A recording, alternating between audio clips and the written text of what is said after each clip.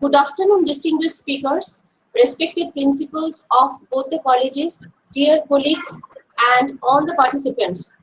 This is the second day of the two-day international webinar on the theme Economic Predicament and Panacea for COVID-19, jointly organized by the Department of Economics, Vidyasagar Metropolitan College, and Netaji College for Women. On behalf of the organizing committee of the webinar, I, Dr. Suparna Nandipal, Associate Professor in Economics, Vidyasagar Metropolitan College, extend a hearty welcome to all of you present in this webinar. COVID-19 is a unique, severe, and unprecedented health and economic crisis that is changing our lives. We all have no doubt that for this deadly combination of a health pandemic and an economic crisis, there is enormous economic pain ahead, not only for India but throughout the world. The damage caused by the virus and the policy responses it requires are deep and multifaceted. Pandemics, economic downturns, and financial crises are mutually dependent, and the deeper and longer these crises are, the more pernicious their combined impact is. This means that they need to be mitigated at the same time. Both economic and health policies will have to play an important role together to alleviate this. Moreover, during this pandemic, encouraging people to adopt and sustain preventive behaviors is a central focus of public health policies that seek to mitigate the spread of COVID-19. Behavioral economics has therefore considerable potential for providing a valuable perspective to better understand and explain COVID-19 related behaviors and choices to help formulate more effective public policies. To enlighten us on these issues, we are privileged to have with us two of our teachers, renowned scholars and distinguished speakers, Dr. Ajitabu Roy Choudhury, Professor, Department of Economics, Jadavpur University, and Dr. Arup Kumar Chattopadhyay, Professor, Department of Economics, the University of Burdwan. I would now request the Honorable Principal of Vidyasagar Metropolitan College, Dr. Ram Swarup Gangopadhyay, to deliver the welcome address today. Over to Dr. Ram Swarup Gangopadhyay. Sir, please. Professor Ajitabu Roy Choudhury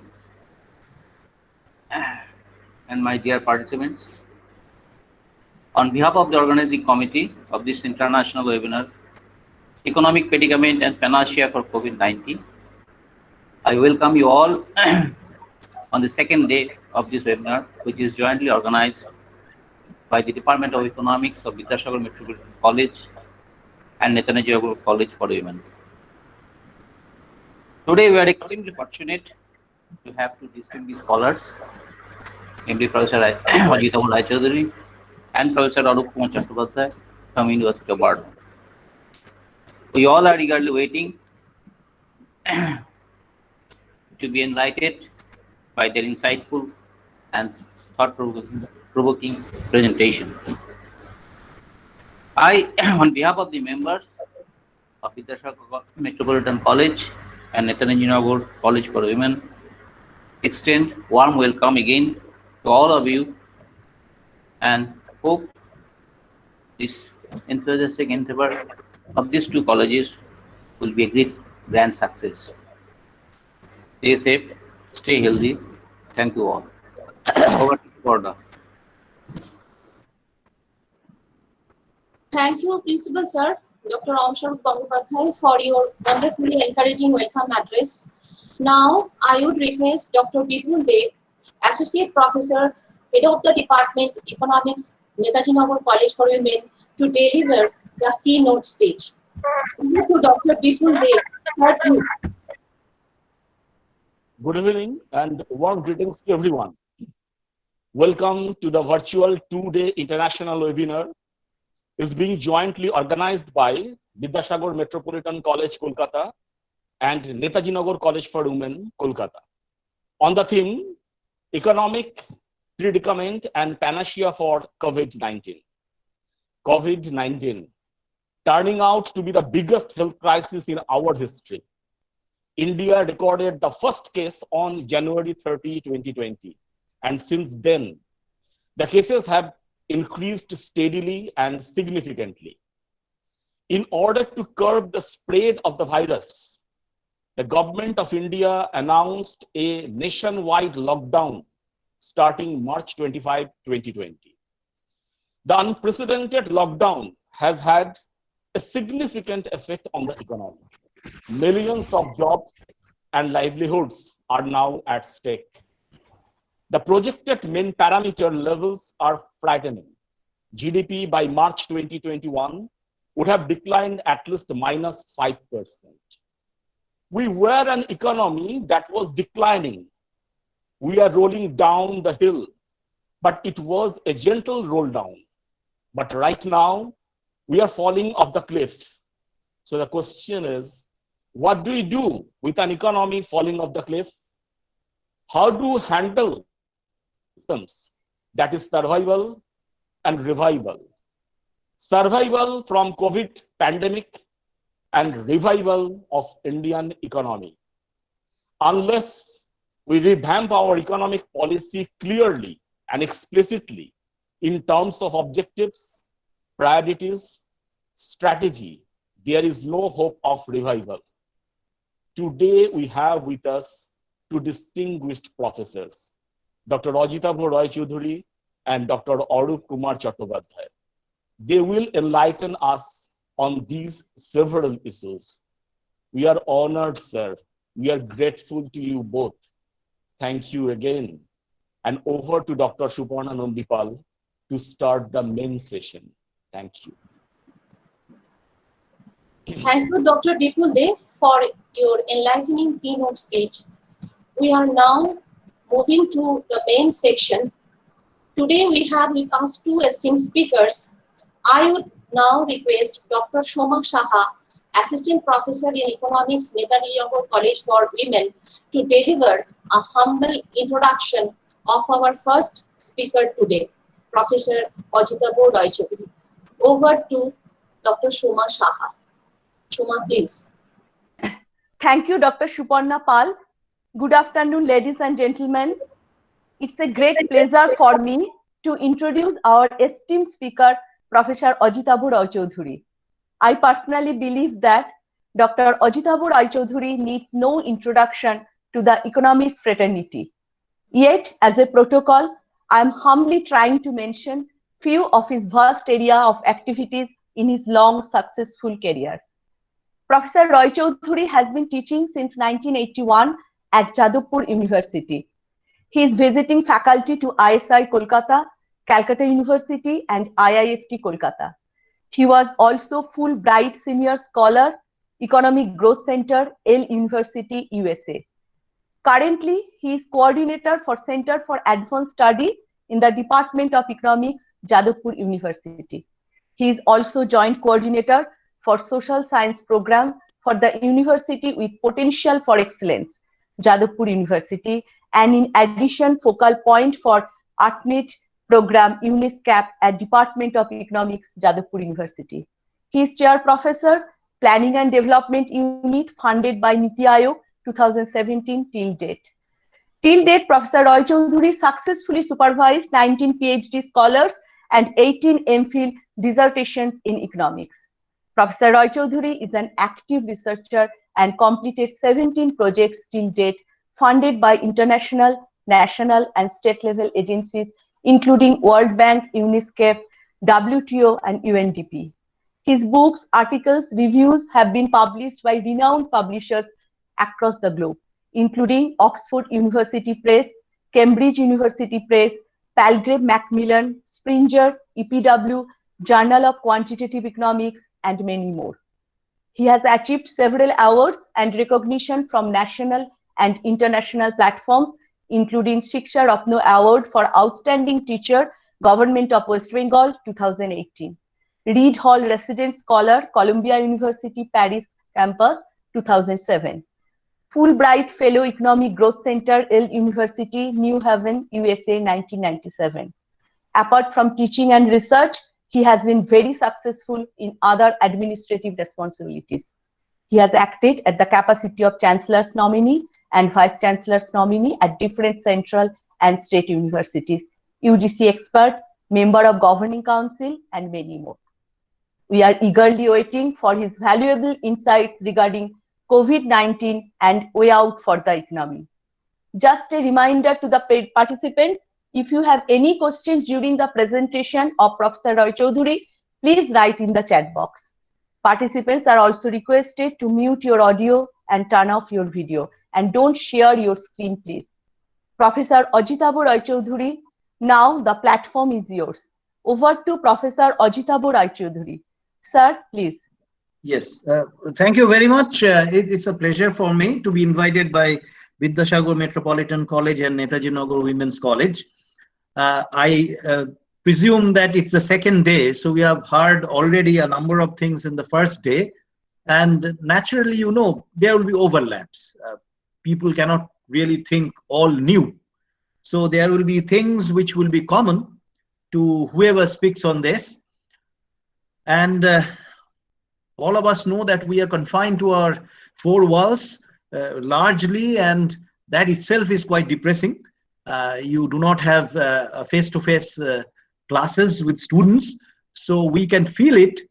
And as you can understand, we feel it not so much in terms of monetary loss, thanks to the government, but as you can understand, all around, people have lost jobs, uncertainty, there's tremendous hardship among daily labor and informal workers.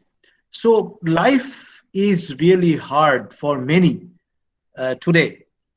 And what I want to speak, and I assume that most of you are from economics background or have some economics courses.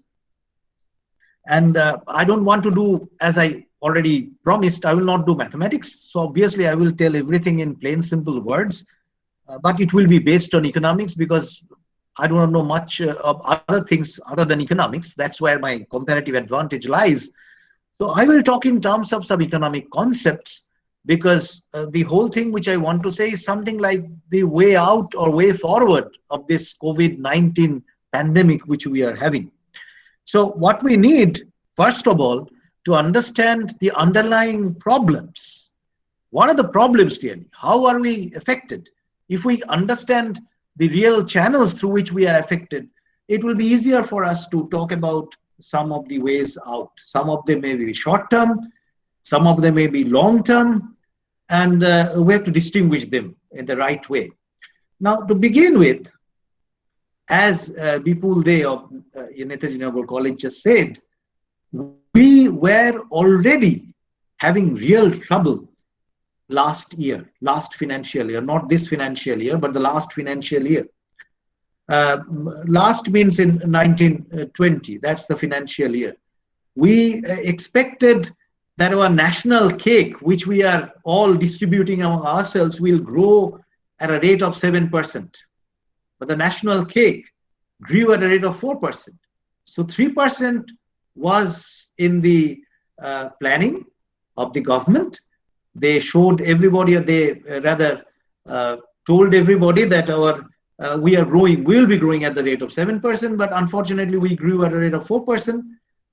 Neat loss in that sense of 3%. So you can understand the national cake did not grow by 3%. Our total GDP, that's the national cake, is almost 200 lakh crores. So 3% loss is a big loss, 6 lakh crores, something like that. So that's a big loss for us. We did not grow that much. So already we were having trouble. And you can see that what kind of trouble? The trouble was highlighted on many fronts. Some of the industries were already clamoring that we are not really having a good time. Look at the auto industry, one of the most linked industries. As you know that automobile industry is something which has got forward linkage and backward linkage. They demand so much of many types of goods. Almost 130 types of engineering goods maybe, as well as infrastructural goods. So that's a big issue, that they were saying that we cannot sell our automobiles. So they were facing unintended accumulation of inventory. And along with that, you can understand that there are linked industries like steel industry, or for that matter, some of the engineering industries which are associated with the automobile industry. They were having some kind of a problem of excess capacity also. Along with that, there are other sectors also. We're saying that we would not sell. Maybe some of the sectors which we all know about. Think about textile industry. The world textile industry has a huge market abroad also, as well as the IT sector. Although information technology is an important sector in our service industry, but is somewhat a hyped sector. In that we believe that our export is now dominated by information technology. Not so. Although it contributes maybe 5-6% of our total revenue in the total exports, it's not that they are driving our exports per se. But nonetheless, information technology was having also problems because, after all, you have US-China trade war, you have the Brexit issue, uncertainty in the world trade as well. So in all front, we were having problems. Given this, the real estate sector also were having excess capacity, because people were not so confident that if they spend a huge amount of money by taking loans, what will be there in store for future. So people were not buying houses, for that matter. Houses, as you know, is a major investment activity in the economy. So altogether, we were having trouble. Then came the COVID issue. And COVID started as a health contagion. Basically, it's a health problem. It's to start with. And then it spread across the world. It might have started in China, but then through tourists and others, it spread all across the world. Then callousness on the part of many of these governments, especially in the European states and United States.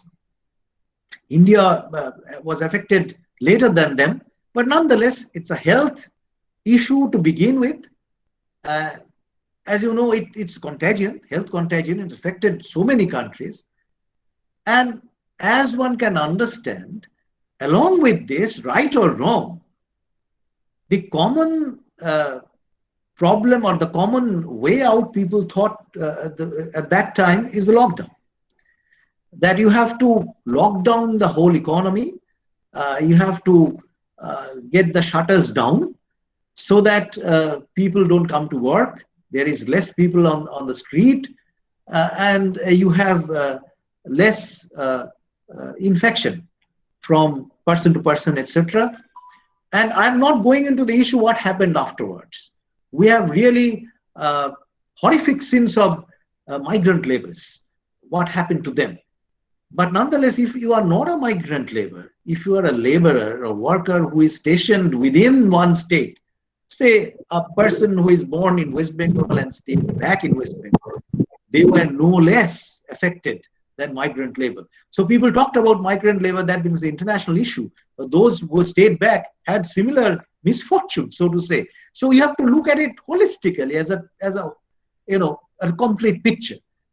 Who are these workers? They're daily workers. They're daily laborers. They get money if they work. If they don't work, they don't get the money. As you know, that casualization of labor, that means the number of workers who are casual, basically that has increased manifold in the job market in recent periods in India. And given that this casual nature of labor has increased manifold, most of the workers did not have a secured job. Many of them are already in the informal sector. They did not have any social security. They did not have other kinds of legal backing, so to say. Along with that, we have the casual labor even in the formal sector, so-called organized sectors, be it automobile, be it textiles, be it pharmaceuticals, whatever you call, be it engineering industries. You have so many casual workers who are working. Real estate, major employment for unskilled workers. It's all casual, it's all daily workers. So overall, the situation was grim.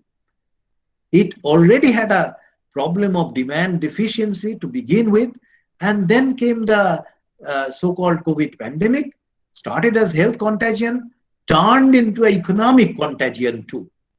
And that's where the difference lies when people compare that the last time the world has seen such a disastrous economic scenario is not World War II. The World War II has disaster, no doubt. But then you have the Marshall Plan, and the USA was largely unaffected. So much huge amount of money poured in from USA into Europe and Japan. And you have these whole World War related things. They were salvaged to a large extent. And look at what's happened. It's comparable maybe to depression, where depression you have the similar kind of story. No factory was demolished. The factories were all standing. Everywhere the factories were standing, but the gates were locked. So that's the similarity is not with World War, but the similarity is with depression. The Great Depression of the 1929, which existed mainly for 5-6 years and then lingered for another 10 years or so.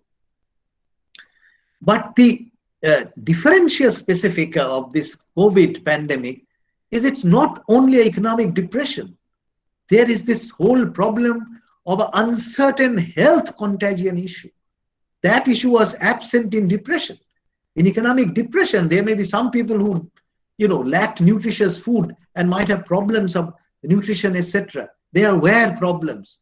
People had tough time getting both ends meet. But here, it's cutting across people. Whether you're rich, you're poor, doesn't matter. It's a pandemic. So that additional dimension is important because it's absolutely uncertain. Nobody knows when the pandemic is going to end. So with this uncertainty looming large, it adds to the already the existing uncertainty which was there in the 1920 last financial year, where demand was less, people were in fact thrown out of work. Already there were signs that employment has a very severe problem, especially in the daily work segment.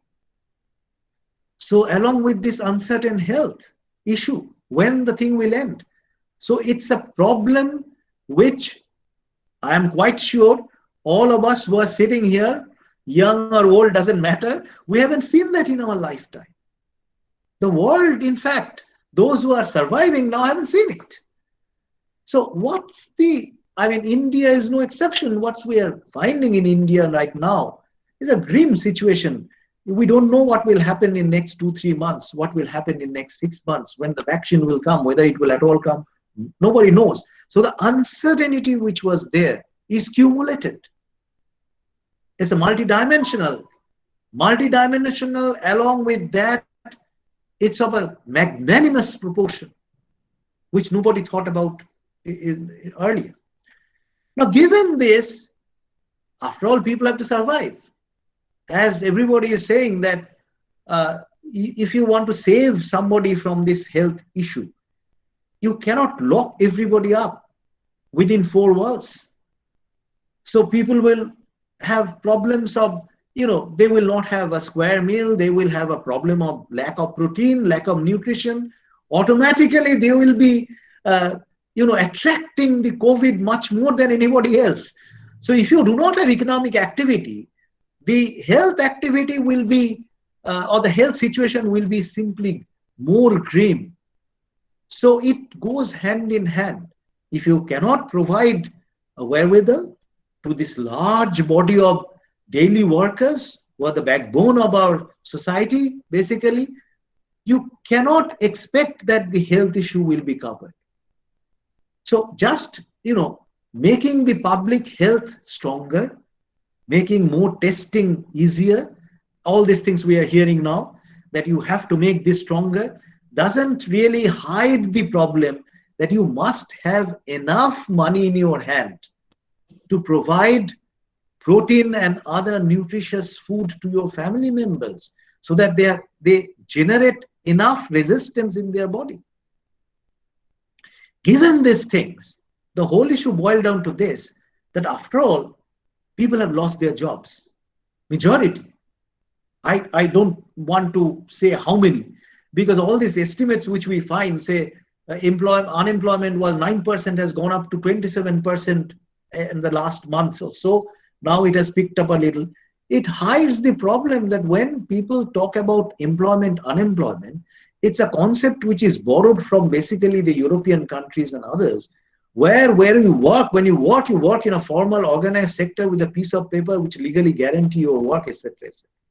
With the informal sector there, people don't work up to their optimal level. They are already underemployed. And as such, the meaning of unemployment loses a lot of sense in there. So 30% unemployment or 27% unemployment means the rest are working at the optimal level. Unfortunately not. I'm not going into that issue, but what I'm trying to say is all these figures, I don't want to quote much. That doesn't really make much sense to me, because maybe 70%, 27% is unemployed according to the government statistics or so last month, not to July, say up to June. But then another maybe 50% are underemployed. Who is measuring this? So everywhere the problem is there. People were having, they are losing work. And as I will try to say, manufacturing now holds the key. Remember, agricultural sector after a few days were largely left out. Agricultural sector was allowed to work. Agricultural labor along with other workers there were allowed to function, but not the manufacturing sector. That was closed down for a long time. Along with that, services. What I want to stress before I go on to some issues about the way out, etc. We forget one thing, that when we talk about services, say transport is a big employer. IT is not a big employment generator. We talked so much about information technology. That gives jobs to skilled workers, not so much to unskilled workers. So transport sector, repair services, in the construction, lot more services are generated in that way. So what happened is this: if the manufacturing sector stops, maybe half of the services will be completely lost. Because if the manufacturing is not there, much of the transport need will go. Much of the repair needs will go. Much of the need for maintenance services will go. And then it has a ripple effect along other sectors, say construction and etc. So services is something which is not hanging in the air. One segment of service is directly consumed by the households. The other part is derived demand from basically the manufacturing and partly the agricultural sector. Well, it's a manufacturing sector with linkage and other things. They have a huge demand generated in the service sector. So taking this together, once the manufacturing sector stopped, the half of the service sector also along with that simply stumbled. And given this, I will rather argue this way. Manufacturing, that's why it holds the key. So many daily workers whom we talk about, many of them is unskilled, many of them in informal sector. They are all affected, as we said, that they do not have income and the industries were simply closed either by lockdown or this already slowing down economy had a problem of excess capacity, etc. that accumulated.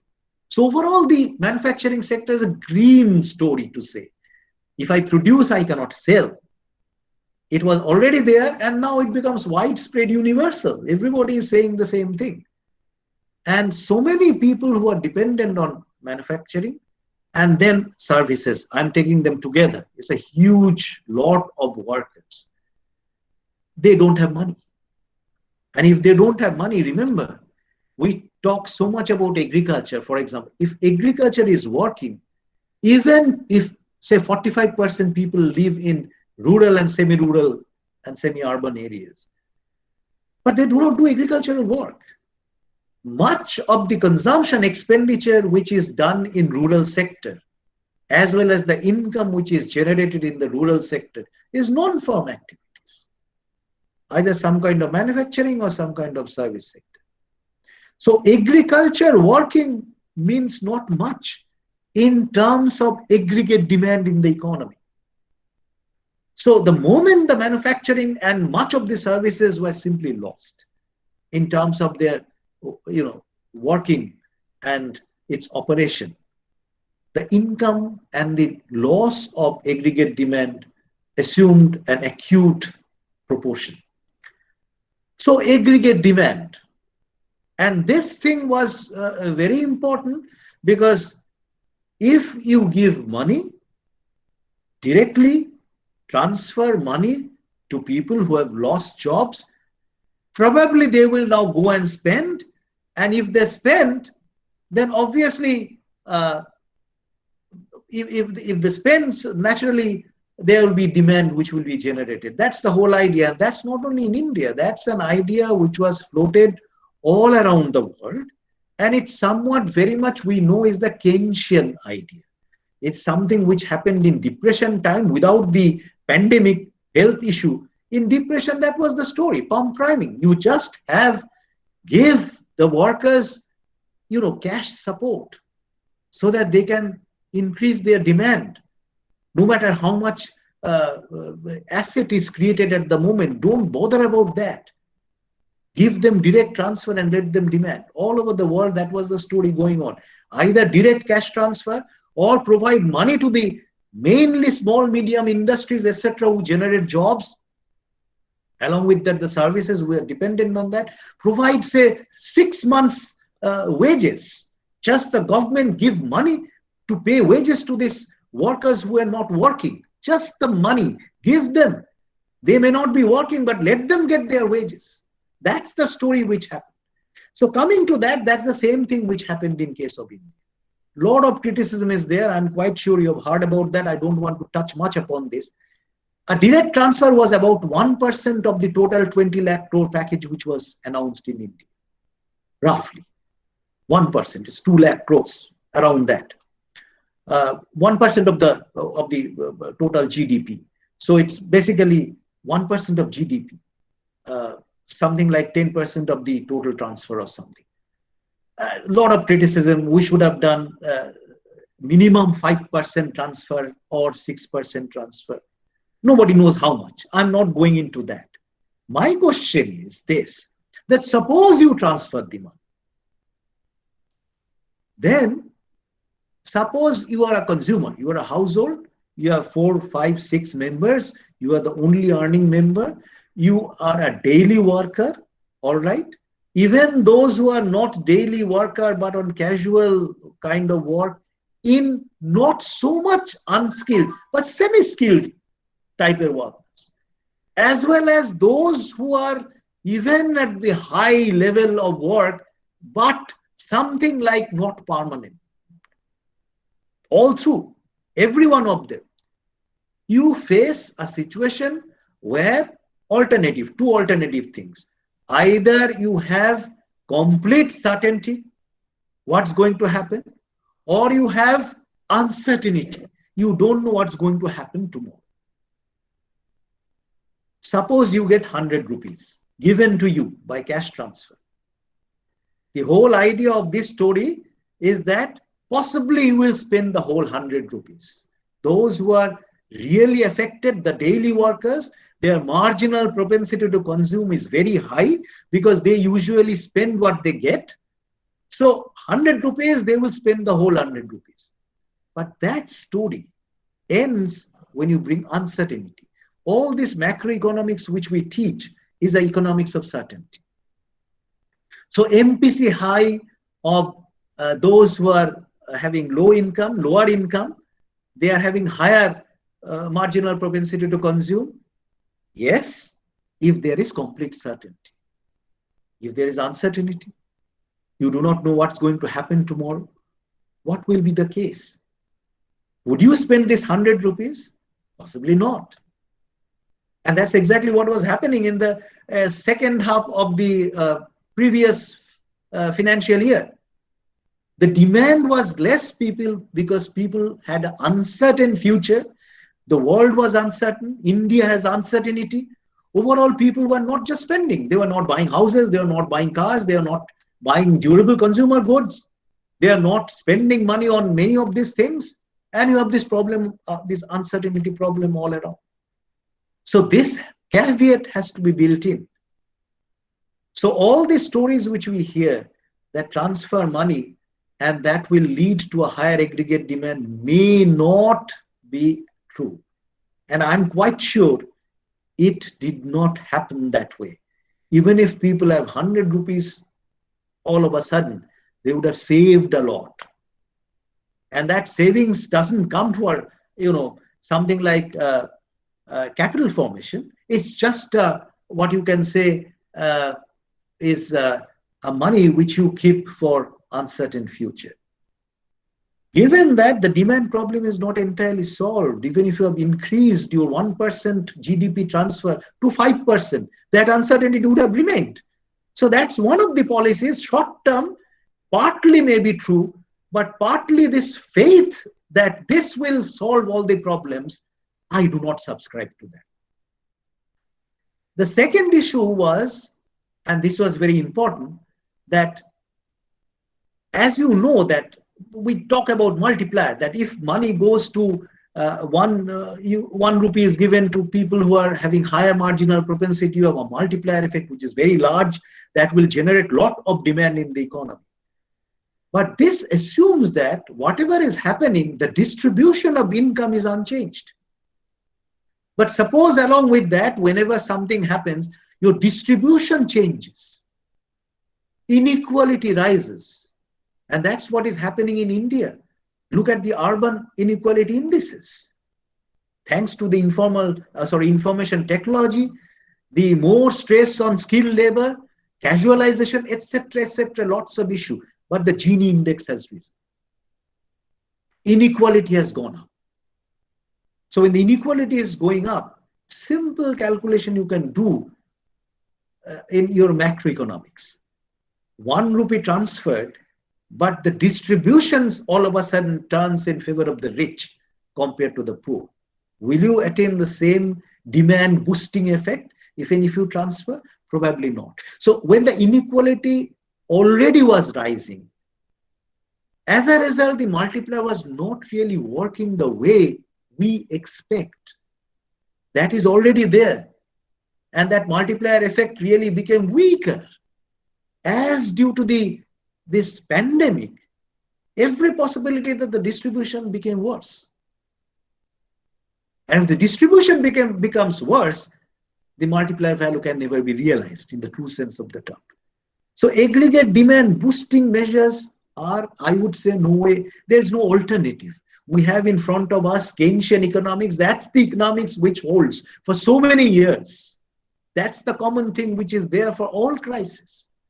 So people went for that. But as I'm trying to say, this aggregate demand boosting efforts should be taken with caveats. And I mentioned two caveats. One is uncertainty. The other is rising unequal distribution of income. Now going to the second problem, I will mention some of these problems and then I will just stop. We have a peculiar thing which is happening from the last year.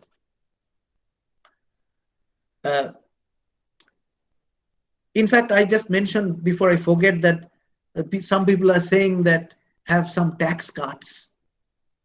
Some people are saying, why don't you tax the rich more and distribute the money?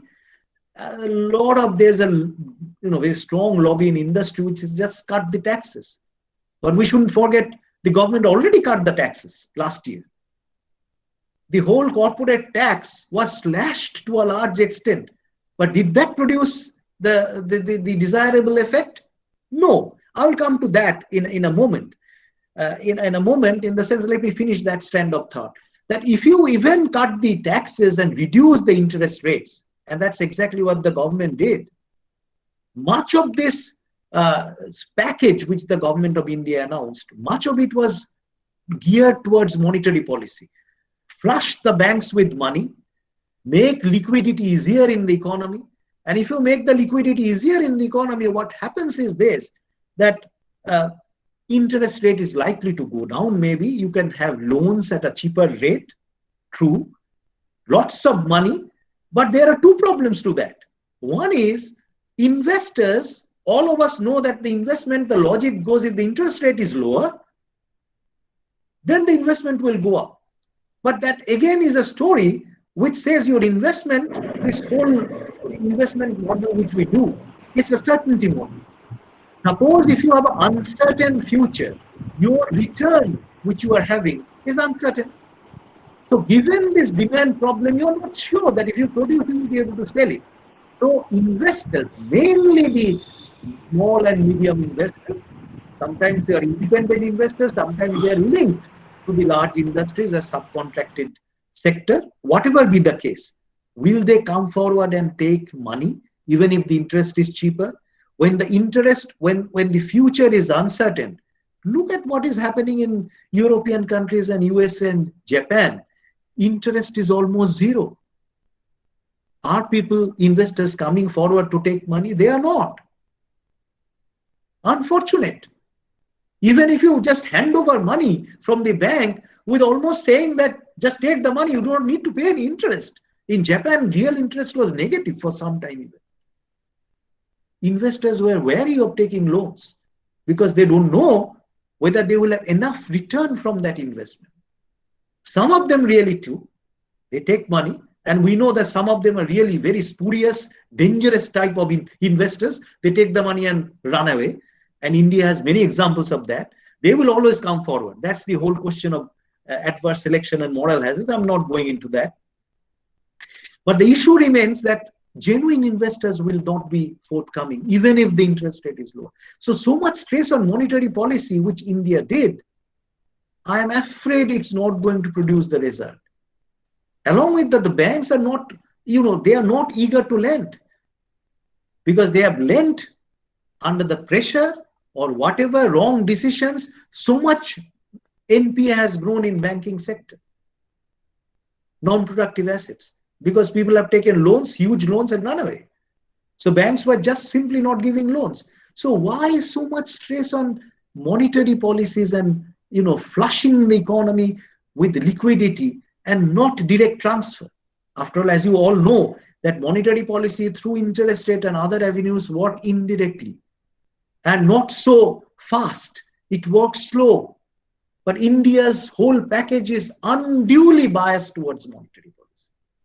And as you know, it's not working simply because of this basic problem that even if the interest is low, neither the investor nor the bankers are eager to increase the loan size.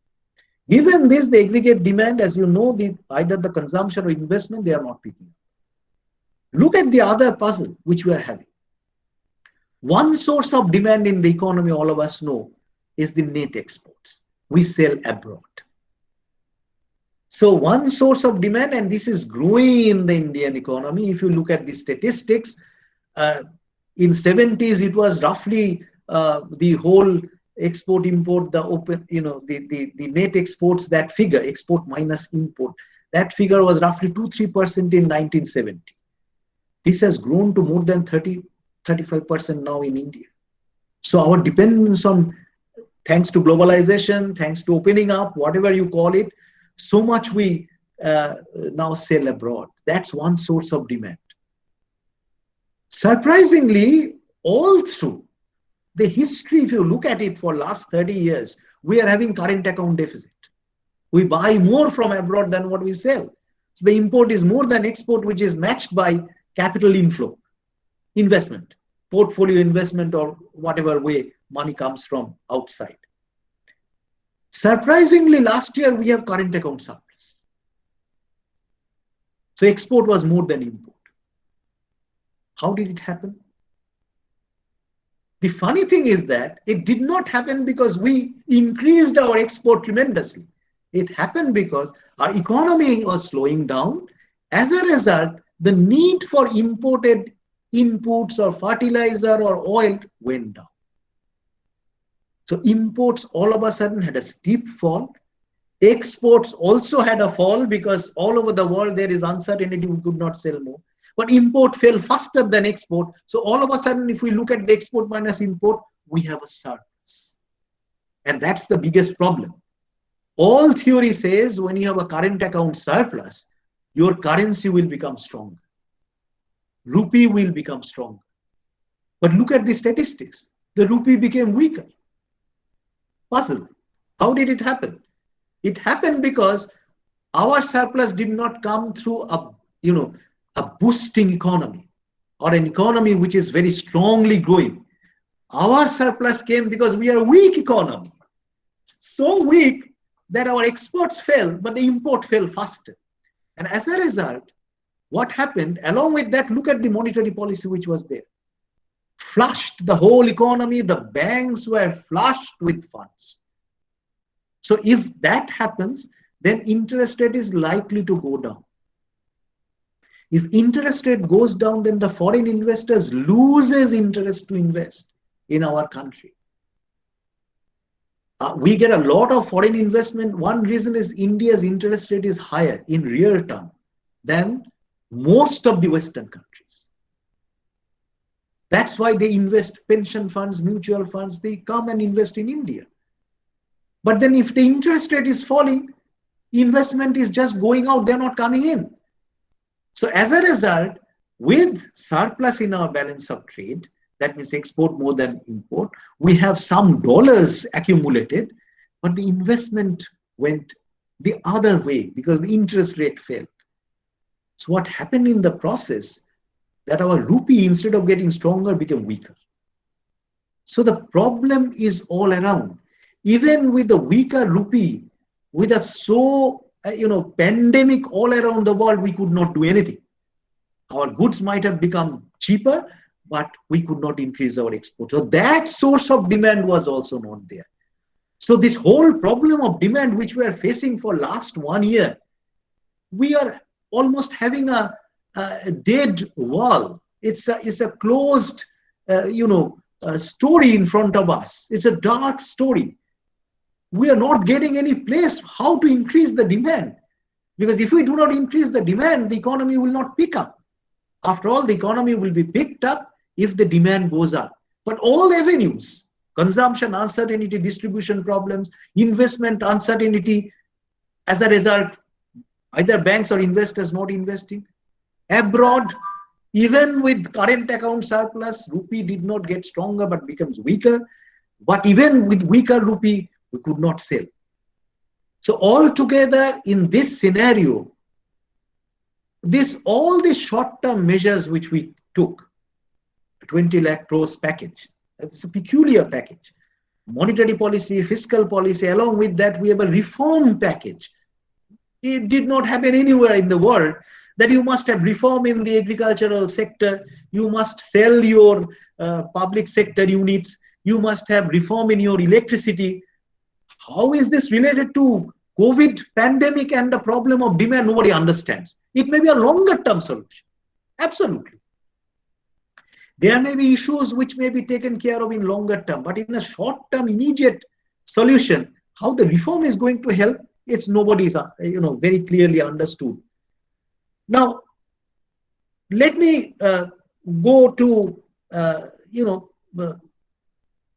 aggregate somewhat like a solution or the way out type of thing. That in the short run, which we talked about, the immediate solution issues, I don't think the government has anything else to do. Probably it would have been better if instead of placing so much weight on the monetary policy, the indirect route of flushing the economy with liquidity so that all sectors, agriculture, medium and small industries, large industries, you take loans at cheaper rate. Households take loans at cheaper rate and buy houses. It's all in the sense that I am not giving you anything as a dole. I am making the life easier by the interest rate being lower. But as you know, lower interest rate with a very uncertain future, with the health pandemic looming large and nobody knows where the end is, you cannot expect this monetary policy in the short run will do anything very substantial or dramatic. So ultimately, the direct transfer, no matter how much is the leakage, I don't know. There is leakage of direct transfer. But nonetheless, if the direct transfer amount would have been much larger, maybe 4 times than what has been given, people get more money. And if you get more money, even if the uncertainty and etc. is there, you will spend something more than what you are doing. So that would have been a better policy in the short run. But somehow or other, this was not taken. The route was more on monetary policy and reforms, which are monetary policy medium term, reforms, I would say much longer term. No immediate effect of that. So we are having trouble. There may be some statistics coming out that production activities is picking up a little bit. Fine. If production activity is picking up, the problem is there in the, as you know, production activity picking up means supply side, there is some activities going on the supply side, but there are problems like migrant labor, will they go back or not? Raw materials, because we have so much problems with China, etc. Then many of these raw materials in pharmaceutical sectors, in electronics industry, they are having trouble. So you have an input side problem. Can that be overcome very quickly? Possibly not. But the government must also take a very concerted effort to ensure that even if you do not want the Chinese, intermediate goods to come in, alternative source must be made available as a wartime solution, even if it is needed. Even if it is needed, give subsidy so that the production starts at least in those sectors. And migrant labor, give some solution to them so that some assurance, some planning beforehand, so that they might go back to, not the full amount, but at least a reasonably workable amount, so that the problem of labor can be solved on the part of those who are going to supply more, the manufacturing industries. Now let me come to this. In fact, this is the last part which I will say. We are all talking about how to manage the economy in the immediate short run, or maybe a little longer than that. But obviously, if the pandemic ends with the vaccine, that's one story. If the pandemic doesn't end very quickly and the vaccine is not there, we don't know what's going to happen. Uncertainty. And you have to deal with this uncertainty. A little longer term solution, if you look at it, and I started with that, there are 2 things which are important. One thing is the government has to step in with large amount of infrastructure spending. As you know, when you spend an infrastructure, it generates income. It doesn't produce output immediately, but it generates income. And in the longer run, you produce capacity through provision of public goods, maybe roads, maybe ports, maybe electricity generation, maybe public health system, very important nowadays. So much, being talked about our lack of public health. That's one of the sectors. We call it social sector, where the government can invest a whole lot. Education sectors, you can spend a whole lot. The immediate output will not come, but the demand will be generated. So the government direct transfer is one thing. The other thing is the government has to increase the investment in infrastructure. If the government says we don't have money because we have fiscal limits, absolutely true. I mean, USA can do something which India cannot. USA can print more money. Even European countries can print more money because they have leverage, lot more space to create money than India, because India already is an economy, a developing economy, and which is under constant eye of either those who rank India globally, or World Bank, IMF, or whoever you call it, constant threat that you are crossing the limit, etc. So if you say that we are having some kind of a problem of fiscal space, despite that, The government has to take help of private sector if needed, foreign investment if needed. We hear a lot about $5 trillion economy, a lot, Atmanirbhar Bharat, etc. But the problem is creating the infrastructure is basic. You cannot propel an economy with so bad infrastructure in different parts of the country. It may be telecommunication, it may be roads, it may be transport, whatever. Some areas are very well developed, large areas are still undeveloped. So that if you do that, that's a longer term solution. And the money has to be provided either through fiscal deficit, within limits as much as you can, and you must somehow or other, by simple persuasion to somewhat like a strong government words to the private sector, that you must also take ownership of this infrastructure to a certain extent. Because remember, out of GDP, I would say almost 80% goes to private sector now. 20% goes to the government. So private sector, if they say we don't have any responsibility, why should people listen to them? That's one avenue. That's a longer term. And for that matter, our savings rate is low. I don't foresee a very rapid rise of savings rate. Main reason is this, those who save not necessarily invest. They send it abroad or buy gold, whatever, mischievous kind of spending. So after all, you might have to depend on some kind of fiscal deficit, private sector, PPP model, foreign investment, whatever you can do, you can do it. The second alternative is you have to reorient your whole manufacturing sector. What kind of reorientation I have in mind? See that if you look at the whole Southeast Asia, who were behind us 40 years back, including China. 40 years back, we are ahead. We have fallen behind. And one thing they have done is to link their small and medium manufacturing sector to the global value chain. After globalization has one major, I would say, effect in the world manufacturing sector, what we know as the fragmentation and outsourcing. Nobody produces anything under one roof. The whole concept of Marshallian firm with the big economies of scale kind of thing is gone. You produce things with so much, distributed all across the world, taking advantage of wage and other benefits which the government gets, and then you combine them, assemble, and you produce things. And that's the world order now. The East and Southeast Asian countries have taken a China, clear example, they have taken it long time back, 15 years back, 20 years back.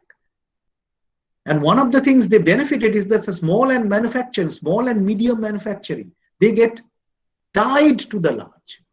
We had an age-old concept that the large capital gobbles up, eats up the small capital.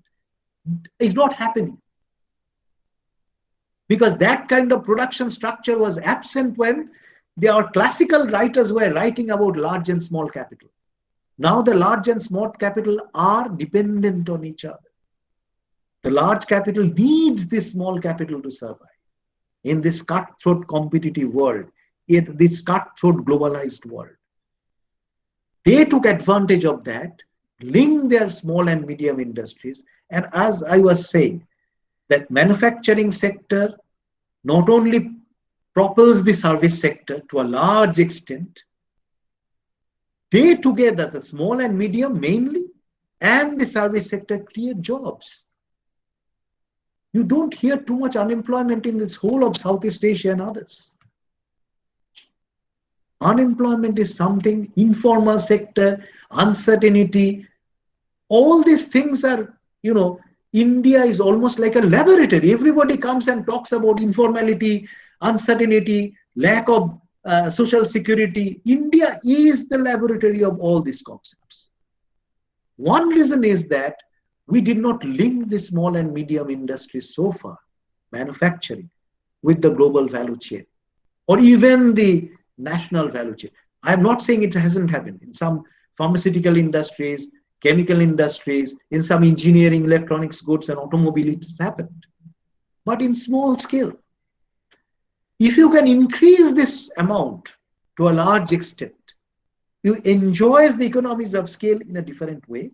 The large industries, they enjoy the economies of scale. No problem with that. You create employment and it's stable.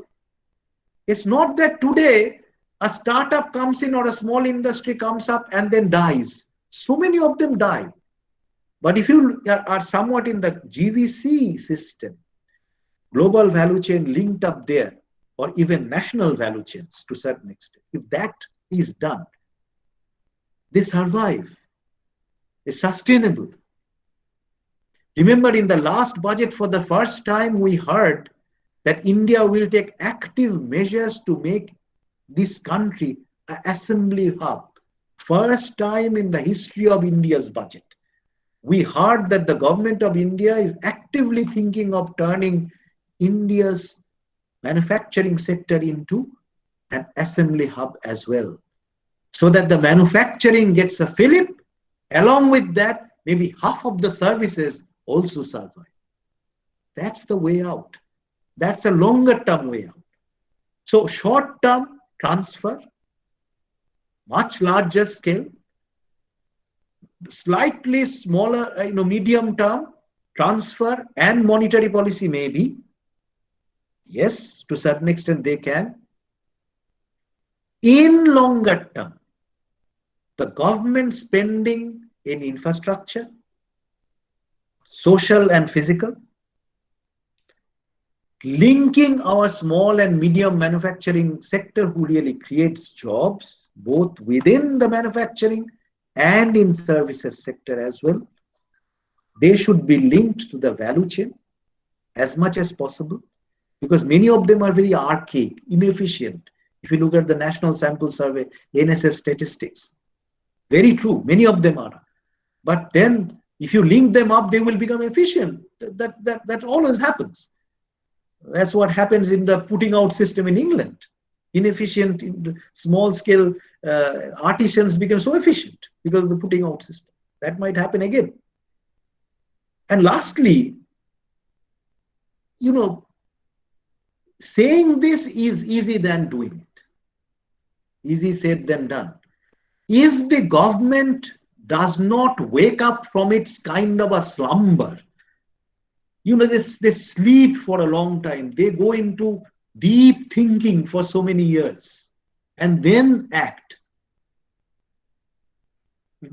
Lot of industries, global industry is trying to shift from China because of the uncertainty which happened. Look at what's happening. Industries are shifting.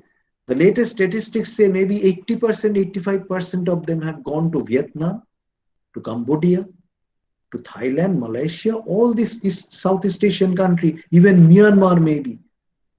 But India have talked a lot, haven't acted that much. So only about 10% relocation may have been already done in case of India. The others are simply grabbing the opportunity of the world attitude of taking things out of China, because if China sneezes now, they control 22 to 25% of all supply chain. If they sneeze, the world goes into a recession automatically. So the world as such, either look at Europe, USA, Australia, Japan, Korea, especially those who have the purchasing power right now. All of them in the big industries, they are trying to relocate from Chinese soil. But India is still sleeping to a large extent. If you look around, get the information, we are still sleeping. That's good for health, no doubt, but not good for the health of the economy. Thank you.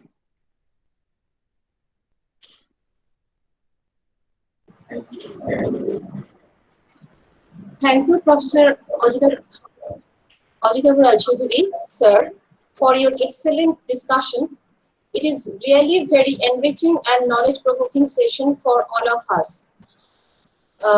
We had some plan earlier that our question answer session will be at the end of the two speakers' lectures, but sir has requested us that he has some preoccupation and therefore we have to leave him early. So I request Dr. Bipul De to conduct the question answer session for Dr. Ojitago Raichuduri sir. Sir, please. Over to Dr. Bipul De. Sir, thank you. Thank you for your enlightening presentation, highly informative and enriching. And sir, I feel honored and a little bit excited that I am right now sharing the screen with you, sir. Okay, dear participants, before we start, I would like to inform you for further, we are just going to start the question and answer session with sir. But for further clarification, if you have any, you can mail us, you can WhatsApp us, and we'll forward your queries to our esteemed speaker. So, sir, please allow me to start. Sir? Yeah, sure. Allow me. Okay, Yes, okay. please. One thing, for the smooth functioning, since we have more than 200 participants, just for the smooth functioning, I'm just turning off my video. Okay, sir. Sir, question number 1 goes like this. Yeah. Do you think excessive tax on petrol and diesel may aggravate stagflation, creating the cost push inflation, because we have to lock down our economy, which is already facing depression? Shall I answer right away? Sir. Go on, sir. Carry on. No. Thank you. I mean, I have very clear opinion about that. There are 2 types of use in petrol or petroleum products. One type of use clearly is cornered by those who can spend enough money on taxes. And there is another section like, say, public transport or, medical representatives or representatives, or those who are using, say, tractors. That's another section. Unfortunately, for case of India, despite we are talking about so much dependence on digital system, we cannot make a dual pricing system that those which will be used as necessity, they will pay less tax, and those who are having, say, 4 cars of very high horsepower, they will be paying obviously a tax which will be maybe 5 times the tax which is paid by somebody who is a sales representative using a 2-wheeler. That never happened. And as a result, if you tell me in this kind of a situation where the lockdown was there, manufacturing activities were not there, where from the government will earn the revenue to even maintain a robust direct transfer system. So how much fiscal deficit would you allow? It's 3.5%, say, budgeted. You can go up to, say, 6%, 7%, but then the Standard and Poor or Moody will come in and will downgrade us to D, C grade. IMF will just say not allowed. So we are in a fiscal space where if you do not earn enough tax revenue, how would you have this welfare activities done? And that is the paradox of this whole thing. No doubt, if this petrol, I am not too sure if the taxes is not reduced, stagflation will happen. Stagflation happens if the producers simply say that unless you cut your taxes, I'm not going to increase your supply. The supply is already there. People are not buying it. Even the corporate tax was reduced to a large extent. What happened? So I am not really, in a sense, it's a very big trade-off. And since we do not have this dual pricing, it's a misfortune for the general public that they are paying high taxes on petrol, where some of them should not. Some of them definitely should, but there is no way out at this moment. And given the excess capacity of many sectors, I don't think that's a big problem for petrol being taxed at a high rate. Yes. Sir, thank you. Sir, second question goes like this. Given the situation of the lockdown in the country, the defaults may have increased substantially as many companies would have lost revenue for a long time. An increase in defaults is likely to cause issues in liquidity and capital adequacy. What kind of measures can RBI take to provide liquidity to all the lending institutions? Well, there are two sides of this story. One is that you can try to prevent the default, and the second is, if the default is there, you provide enough guarantee to the banks that you will have money. Now the government, what they are doing, they are standing as guarantors. Many of these loans which they have announced for the medium and small industries, agriculture, government is now a guarantor. Fine, there will be some adverse selection, moral health, some people will take the money and maybe running away. That's notwithstanding, one of the things the government has done is this. The other thing is, avoiding the default, you need the economy, it has to go hand in hand. If the economy picks up, then the genuine investors will invest. So on one hand, the government standing defaulter is a good policy. The other thing which they could have done is, as was done in say UK and other countries, you provide 6 months wages to all workers. I am paying it. You just retain them so that you do not have a dislocation. They get the money, they create the demand, as well as the supply side. There is no disruption in the labor supply. We didn't do that. So there were ways in which the default could be tackled. Government has already flushed the institutions with money, enough liquidity. That's not an issue. The other is the government standing guarantor is one such way out which the government has taken in this case. I think that will reduce the default to a certain extent. The other is, I don't think the default is going to go, increase tremendously. Because if you look at the default and the percentage, the highest percentage is captured by those who are absolutely immoral borrowers. Immoral. No responsibility to the country, no responsibility to the people, take money and run away. The default percentage, if you carry, that's the highest. They are not getting money this time. So don't worry, the default is not going to go up to a large extent. That's my idea. Thank you, sir. Sir, third question is a little bit different from the first two, but I think this is very relevant and very pertinent issue. I'm going slowly, sir. Why does the government of India reluctant to enforce the labor rights? In recent times, it is increasingly seen that the government has been bringing reforms in the labor laws and regulations which very much serve the capitalist interest. How do you see the issue?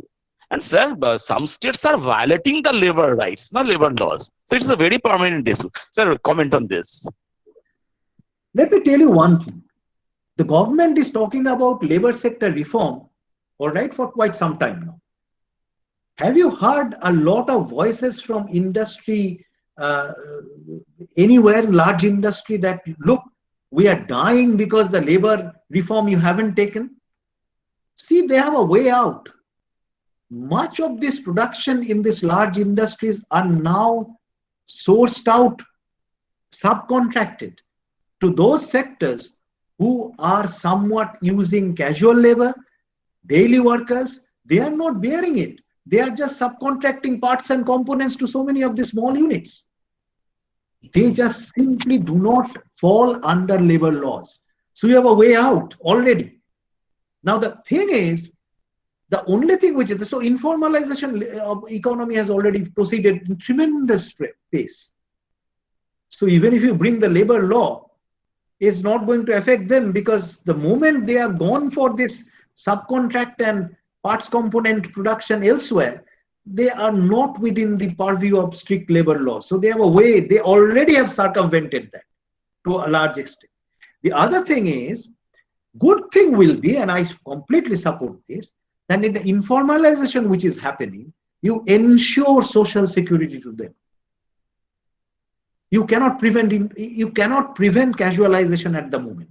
That's the story all around. And India, I don't think, is exception, and India doesn't have that kind of a strong government will also, which takes it away from the informalization or casualization story, which is a worldwide phenomenon. But what they can do, and most of the Western countries, no matter how much we blame them, they are not feudal in nature, that I will informalize and then I will make them socially insecure. No, I will make them socially secured so that I get the best out of them. And Indian laws are simply have not gone to that.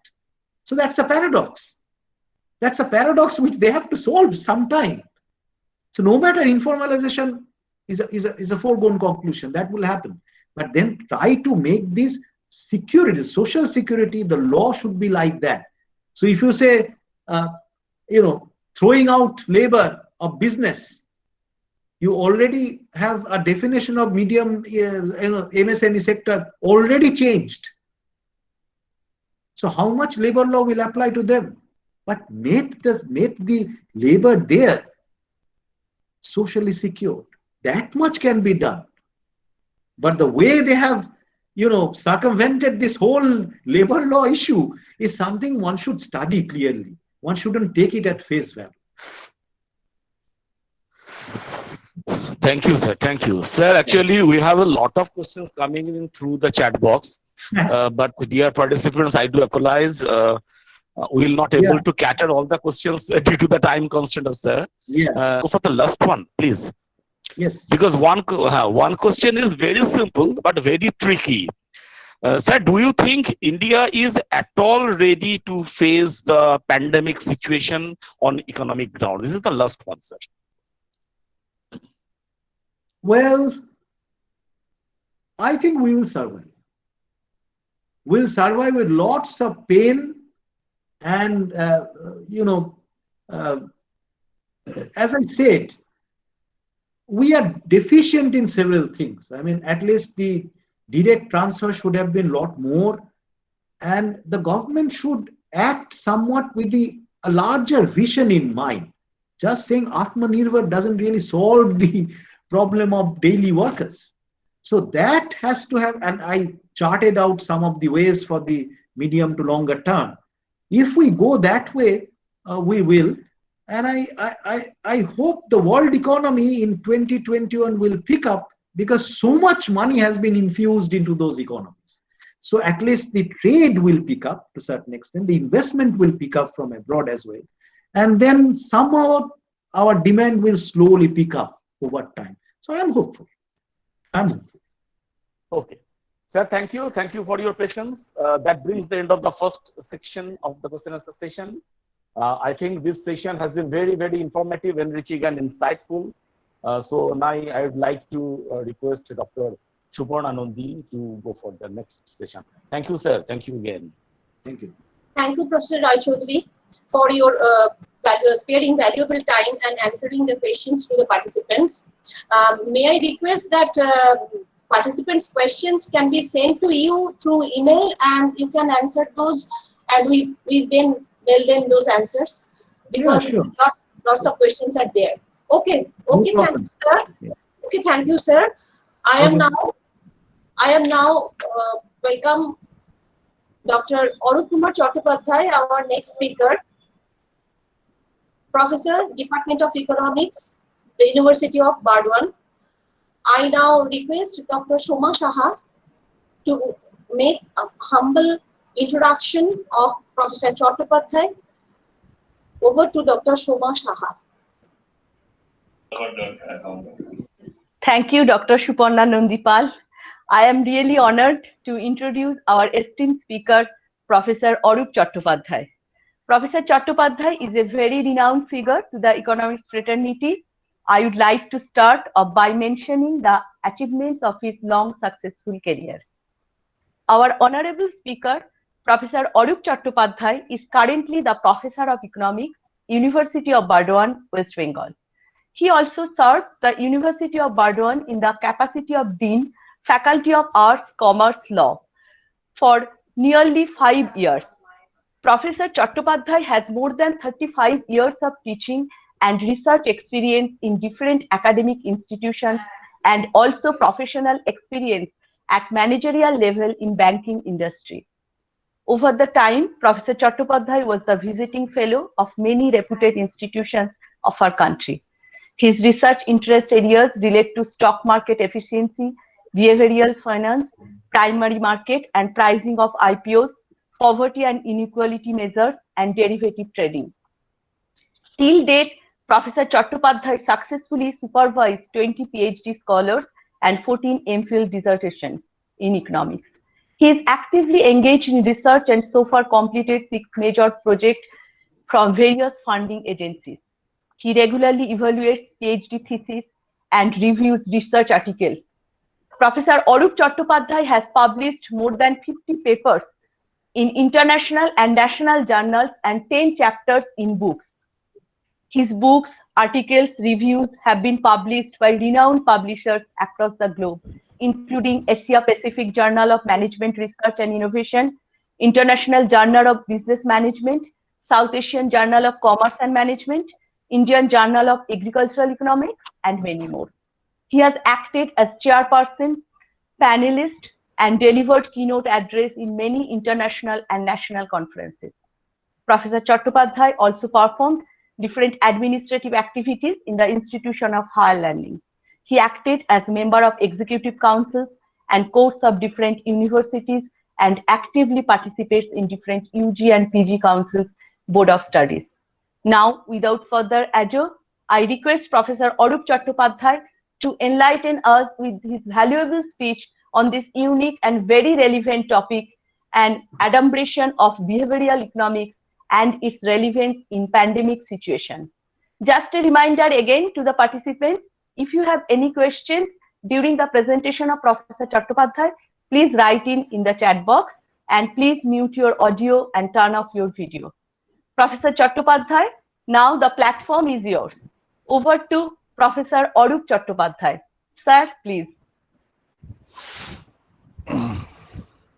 Thank you, Dr. Soma Saha. What's the time limit for my presentation? I have to wrap up the session, close the session by 6 p.m. or I can extend that. Sir, you can extend, sir. You can extend, sir. It has already been late. 10 to 15 minutes you can extend. 15 minutes, you can 10 to 15 minutes you can extend. Very good afternoon, everybody present here, my dear friends, dear participants, the research scholars, esteemed colleagues, and respected Professor Rai Chaudhuri. I have had the opportunity to share dais with Professor Rai Chaudhuri in number of occasions. In this webinar, I am the last and also the least speaker. Especially, it is very difficult task for me to present anything after the deliberation of Professor Rai Chaudhuri. The topic on which I would like to deliberate today, and the topic which has been circulated, that is an adumbration of behavioral economics and its relevance in pandemic situation. I would like to view this pandemic situation from a different angle, because if you go through the websites or if you attend the webinars, you might be tired going through the lectures on economic impact of COVID, squeezing of reduction of GNP, reduction of employment, huge increase in unemployment, poverty, and so on and so forth. And also, you may get a number of prescriptions, probable solutions, economic solutions for tackling these pandemic situations, especially what would be our role in the post-COVID new normal situation. But so to speak, there is difference of opinion among the economists, and you all know the old story that if there are 3 economists, then 4 views will crop up. Some may say that yes, this is the problem of demand. Demand must be generated, and unless demand is generated, production will not pick up. Someone may say that is the policymakers, the economists who are associated with the government, they are thinking no, supply side is to be promoted, and automatically demand will be generated. That is, people will get employment, more employment, and demand will pick up. So this is a chicken egg problem. Now, my view, my discussion, my deliberation is totally different from this one, because economists often commit mistake while predicting anything, while forecasting anything. Because if you go to a good lawyer, you may win your legal case. If you go to a good doctor, your disease may be cured. But you cannot say with certainty that if you go to a good economist, your economy will improve. The health of the economy will be better. You cannot say that. The main problem of traditional economics, that is the economics which are taught, which we learn in regular courses, in PG or UG courses, those models, those thinkings have some lacuna, some flaws. And out of those limitations of the traditional thinking, conventional economic thinking, new branch of economics has been evolved. And that economics is known as behavioral economics. And the offshoots of behavioral economics are the neuroeconomics, experimental economics, behavioral finance. So number of offshoots are there, number of things are coming out of this behavioral economics. And behavioral economics may be considered as a theoretical foundation out of which we get number of other branches. And over time, this branch of economics is gaining importance due to its accuracy in prediction, its effectiveness in framing the policies,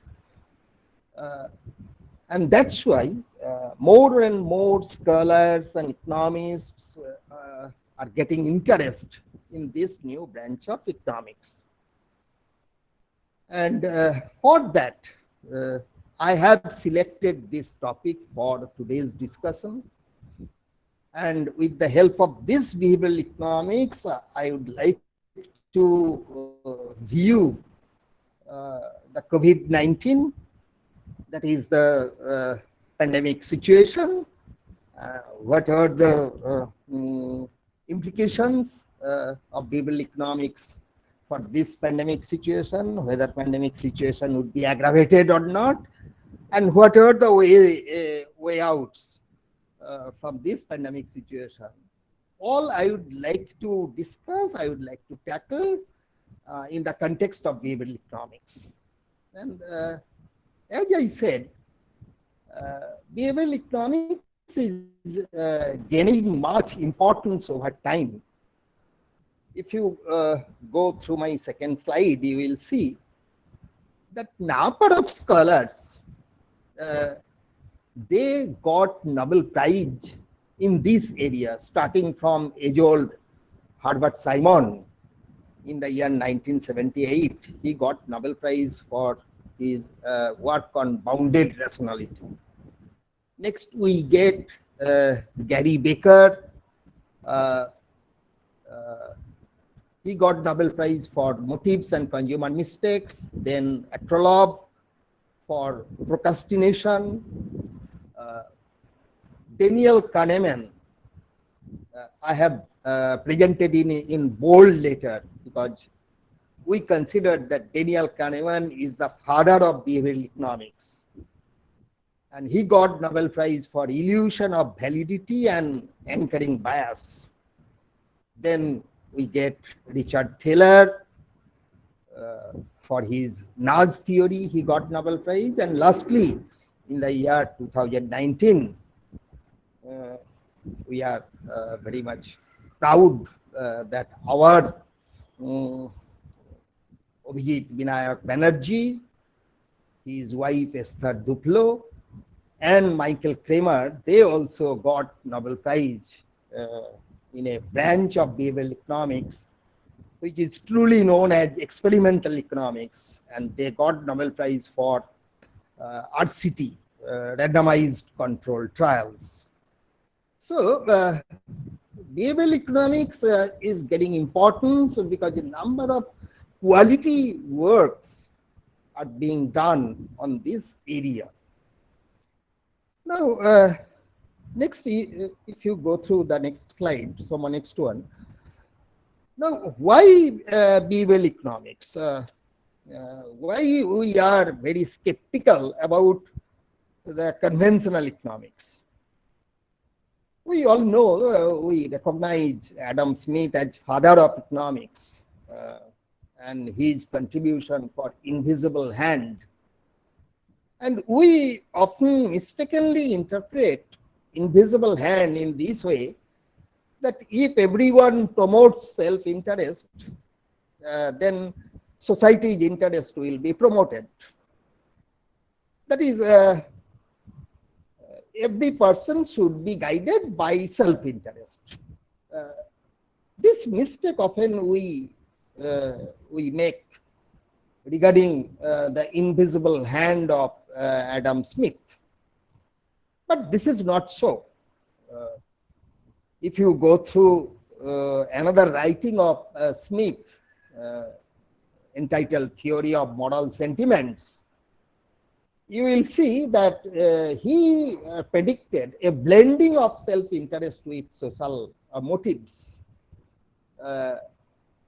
And here I should mention that if we consider even a simple economic transaction, you should not consider that from your self-interest. Some sort of social norms are involved there.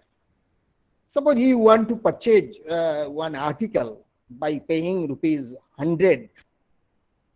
You may be cautious that after paying, after offering rupees 100, you may not get the article. Or the businessman may apprehend that the article may be handed over to the customer, money may not be paid.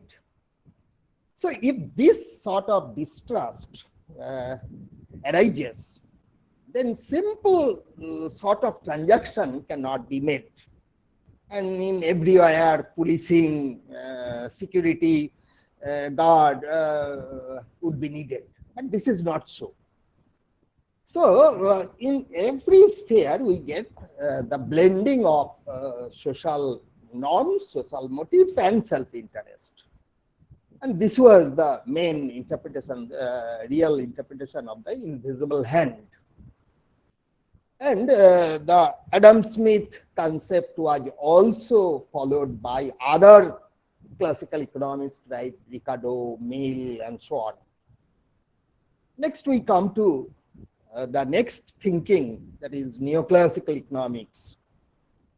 And I would like to point out the main concept of neoclassical economics, which is accepted by all other thinkings in economics, like Keynesian, post-Keynesian, new classical, all thinkings are based on this basic assumption of neoclassical economics. What is that assumptions?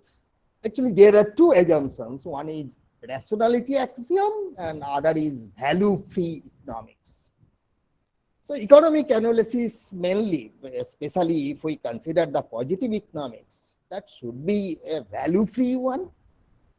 And second one, we assume that economic agent must be a rational one. That is, rationality axiom is implicitly considered in every economic model. Now, rationality axiom means we know that this is taught in our undergraduate courses, that consumer is rational, means consumer aim is to maximize utility. Producer is rational, means producer's aim is to maximize profit.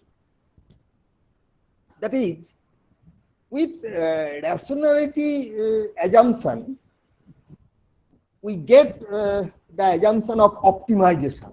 That is, something is to be optimized.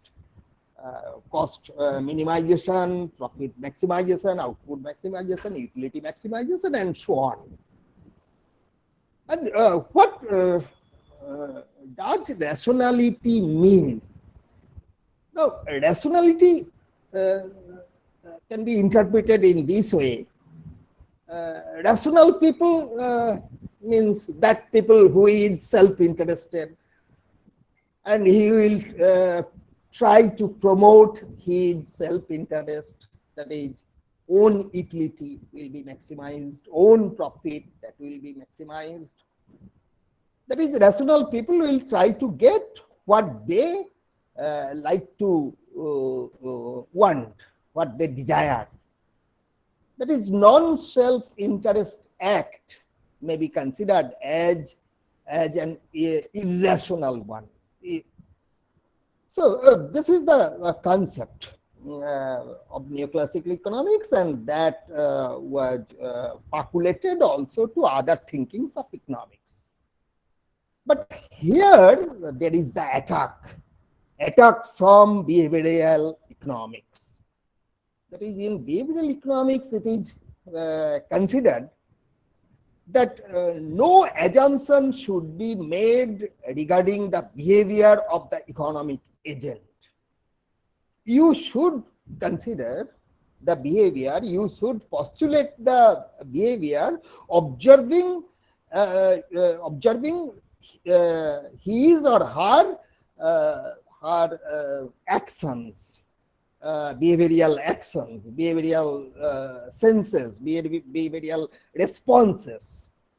That is, instead of making any assumption, in behavioral economics, we consider behavior as actual behavior.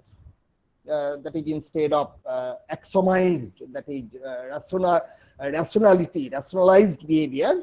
In behavioral economics, we consider the actual behavior. Unless and until we consider actual behavior, if you build up the model considering rational behavior, in reality, this assumption may not be tenable. And we often consider that a model should be judged on the basis of not its assumption, but based on its prediction. But in economics also often predictions may not be good one, may not be accurate one. So This rationality assumption was heavily attacked by the behavioral economics. And they talked, that is, the behavioral economists talked about actual behavior, actual human behavior, and any model, any prescription, any policy must be framed, developed on the basis of this consideration, actual behavior of the human being. And how that actual behavior is to be deciphered, is to be known through scientific experiments. That is, you should conduct the experiments, and those experiments must be the scientific one. One experiment is randomized controlled trial. And from those experiments, actually, the actual human behavior will crop up, will be known. You will be able to identify the actual human behavior. So behavioral economics heavily dependent on cognitive psychology, clinical psychology, neuroscience, scientific experiments, even medical science. If we consider the scientific experiments like randomized controlled trial, that was taken from medical science. So this is behavioral economics, and above all, economics is there, economic logic is there. So this is some sort an interdisciplinary one, this behavioral economics. And I would like to consider this one, that is how behavioral economics can be used to explain the pandemic situation, and what are the ways, way outs from this pandemic situation. I would like to deliberate. Now, if you go on to next slide, slide on behavioral biases. Here, behavioral economics, in behavioral economics, it is considered, it is postulated that, that as I mentioned, human behavior is not always a rational one. You should consider the actual behavior, and actual behavior may suffer from number of biases. And we all are suffering from those biases. And while modeling your any theory, or while framing any policy, you should take into consideration all these biases. And if you ignore these biases, your policy will be faulty. That policy will not be effective one. So we should have clear understanding about the human biases, and those human biases should be explained from the angle of cognitive psychology. And if I explain these biases one by one, you will understand that we all are, most of us are suffering from these biases. First, consider the mental inertia. We have that sort of bias.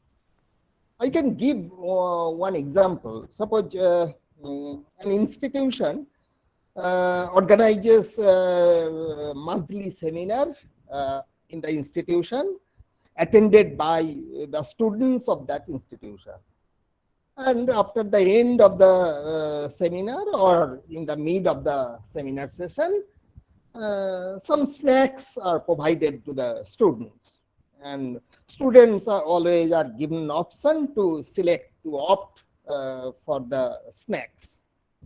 And if students are given the option, they will always select the same type of snacks. This is the mental inertia.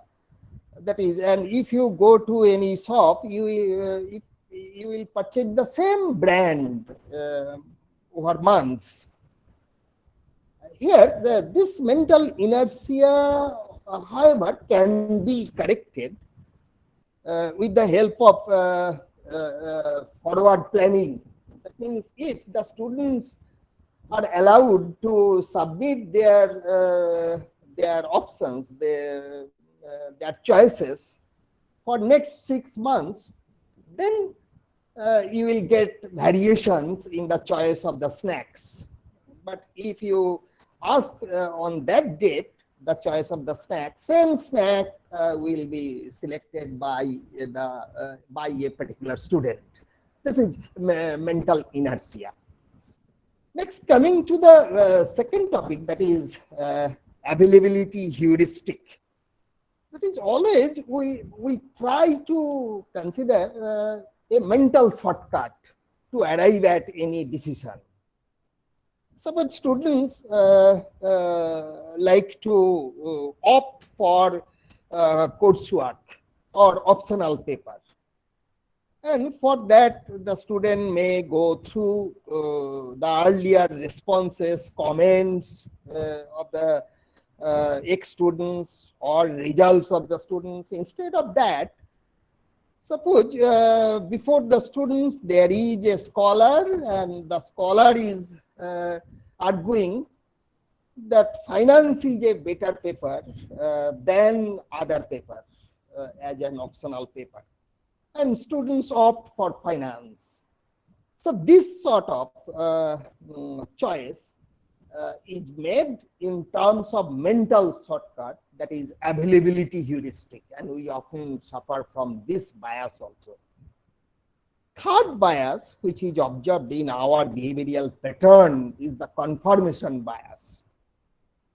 That is, we have some preconceived ideas, and we always try to confirm our preconceived ideas with the help of evidences, with the help of informations coming over time.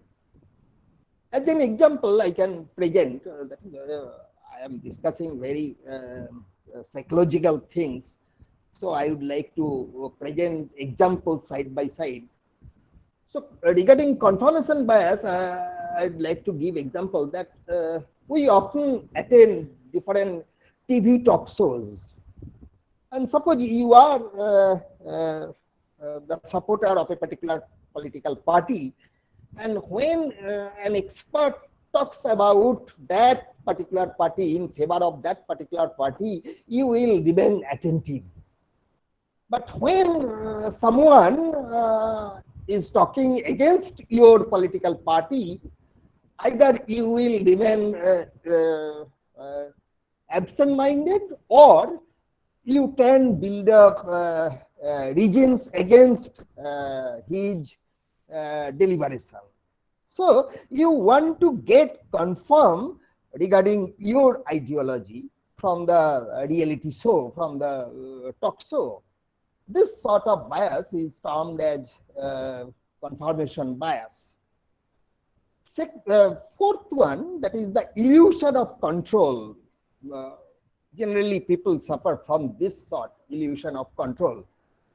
Suppose a plane crash happened, and you want to go to Lucknow, and instead of having plane, you are using your own car because you are very confident that you are a good driver and there will be no accident, car accident. So instead of aeroplane, plane, you are flight, you are choosing this one, that is illusion, this car driving. That is, you have full control on driving. So this is some sort of illusion, because if you consider the probability of car accident and probability of plane crash, certainly probability of car accident is greater, yet still you are preferring for driving, getting illusion of control. Next bias, that is the decency bias. Decency bias means present bias. That is, you are giving much importance to the present and you are assuming that present will be repeated in future. Suppose at present you are observing that share price is booming, and you are considering that this boom market will also continue in future, and thinking that people start buying shares. And this sort of behavior is known as the recency bias. Next one is herd mentality. Herd means a group of animals. That is, herd mentality means people are influenced by the behavior of the community in which a person is living, or he is very much influenced by the peers. Suppose one person, some friends are purchasing ONGC stock, and you may also purchase ONGC stock following the behavioral pattern of your friends. So when you follow anything without putting any reason, you are following the behavioral pattern of your community or peers, PWRS, then that sort of bias is known as herd mentality. Next bias is hindsight bias. Hindsight bias means you are averring, you are being educated after happening of the things. Bilombe bodhoday, that means things happened, and after that you are being educated.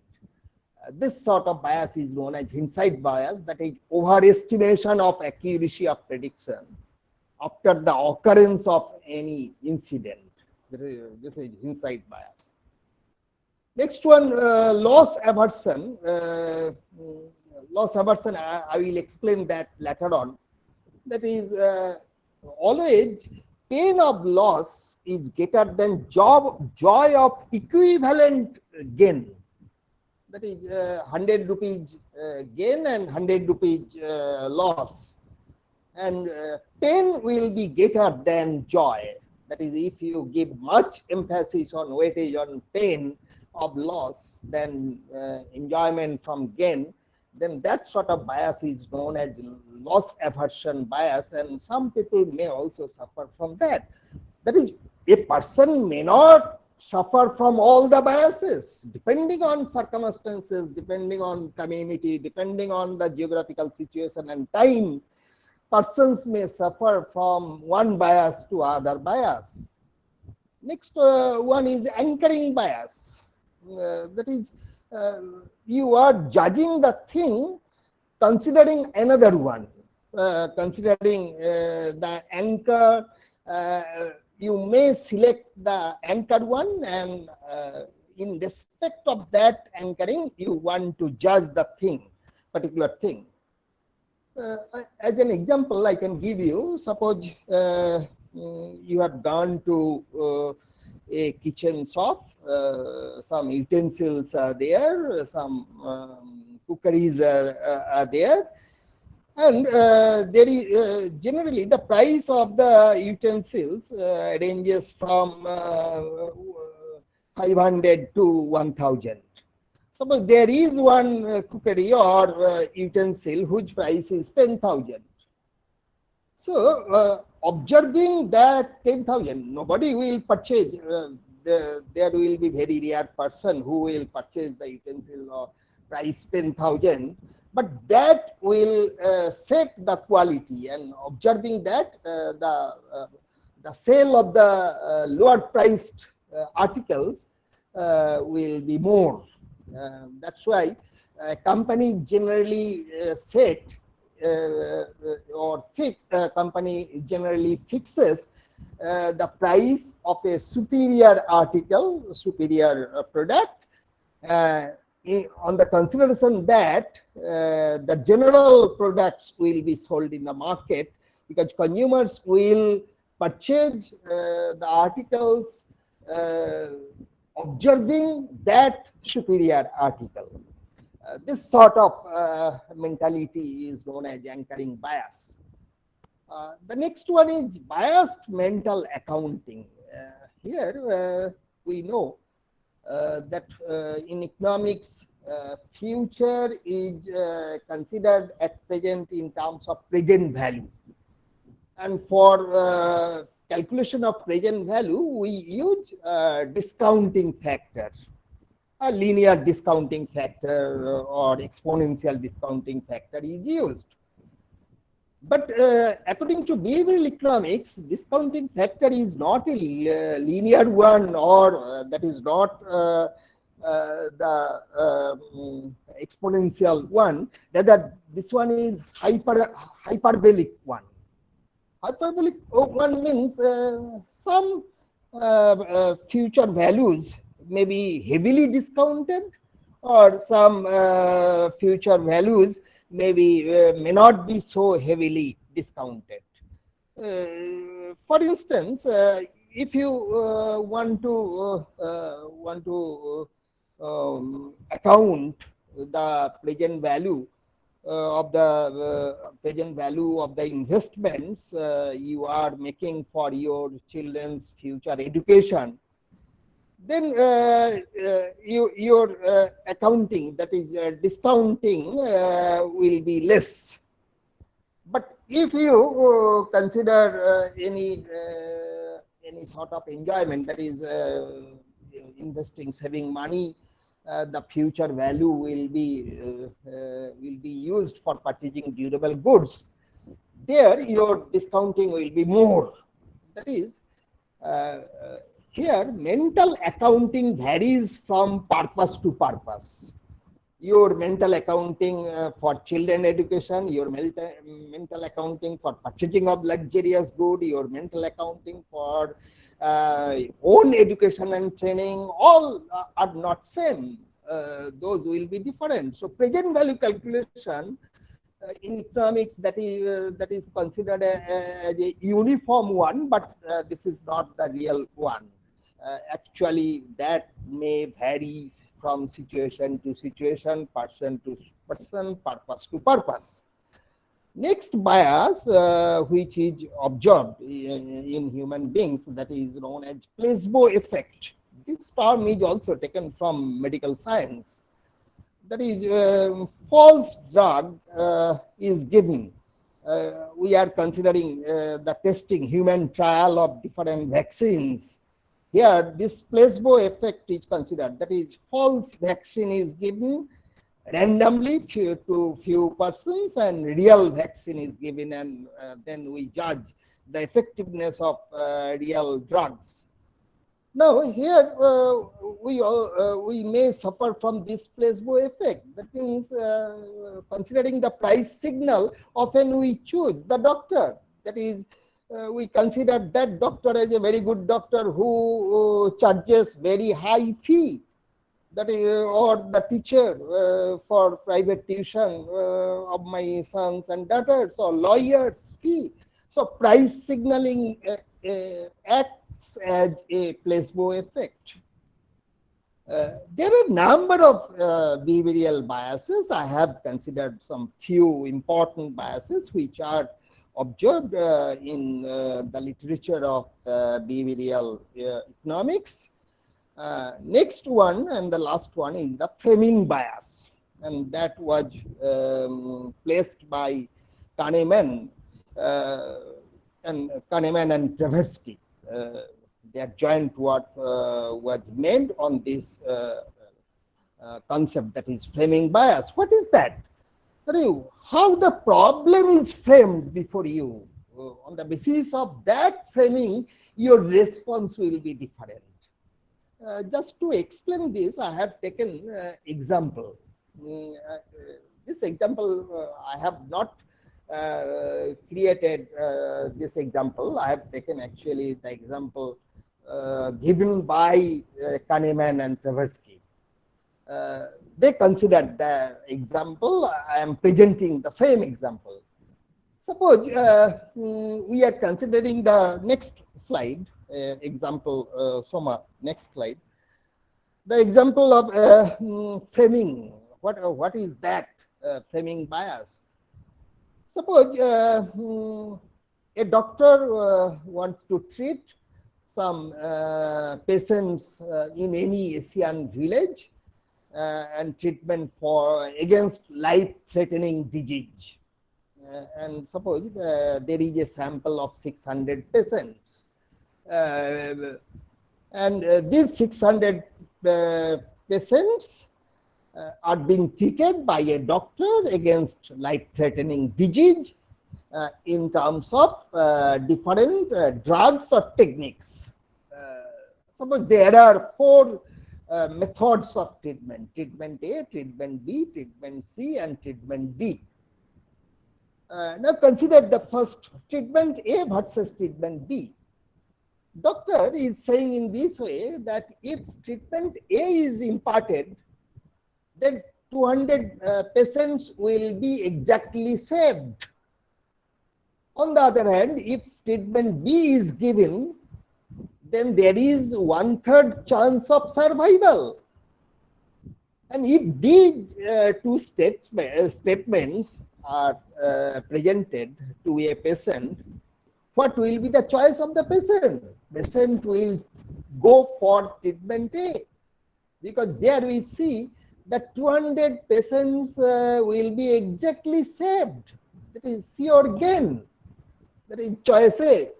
But if you consider both the treatments are similar, because 1/3 chance of survival means out of 600 patients, 200 will survive. But instead of that, a chance is related in treatment B, and treatment A, statement is made as a sure survival, and patient or people will choose treatment A. Similarly, if you consider the other treatments in a other way, in different way, that is, if you frame the problem in a different fashion, here we are considering treatment C versus treatment D. Now, in treatment C, it is pointed out that 400 patients will die. If treatment C is imparted, then 400 patients will die. And if treatment D is given, then there will be, there is 1/3 chance of no death. There is 1/3 chance of no death. And if patient is asked whether you will choose D or C, always the patient will choose D, because there is 1/3 chance of death, no death. And in case of C, 400 patients will exactly die. So when you consider, and if you closely look into all the treatments, all treatments are similar.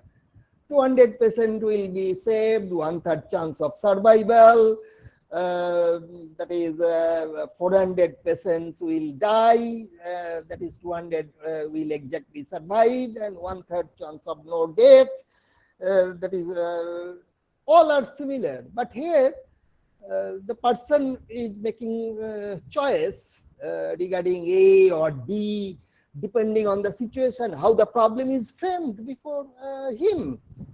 And this sort of bias is known as framing bias. And you can change the behavioral pattern by framing the problem in a different way. This sort of example also is given in debate of petrol pump. In some cases, money back is given, and in some cases, a discount may be given. Your response will be different. Employees' contribution to pension fund, there also this framing bias is observed. You can frame the problem in a different way. I mentioned loss aversion bias, but I didn't give any example. Here, consider the second example for explaining what is meant by loss aversion bias. Consider two scenarios, last part of the slide, scenario 1 and scenario 2. Suppose there are four options, A, B, C, D. A, winning is winning of rupees 1,000 with 50% probability, or getting rupees 500 sure. Suppose you are going to market, and you meet a person who is offering you rupees 500 sure, or you are asked to toss the coin, And if you become successful in tossing head, then you will get rupees 1000. Then your choice will be 500, because your 500 is sure. You don't want to go to the risky situation, 50% probability of getting rupees 1000. But the same problem is presented you in a different fashion. Suppose there is the chance of losing 1000 with 50% probability, and losing losing rupees 500 sure, then you will go for C, because sure loss is avoided, and you will enter into the choice of risky loss. So from this sort of example, where, because we are running out of time, with this sort of example, I can say that people are generally risk averse in gains, but risk lover in losses. That is loss is more painful than enjoyment of equivalent gain I mentioned earlier. And this is modeled in terms of a very well-known theory, which is known as prospect theory. And it has wide application in IPO, pricing, in share market, in finance, in number of areas. This prospect theory is used, that is giving more weightage to gains than to losses with same probability. And this was propagated, this was established by Kahneman. The next slide. So I have mentioned the ground for the behavioral economics, why we should study behavioral economics, because rationality assumption is not tenable. Second, actual we should consider while modeling any theory or while framing any policy, we should consider the behavioral biases of the individuals. Apart from behavioral biases, there are some also irrationalities observed time to time by different behavioral economists. I have pointed out three such the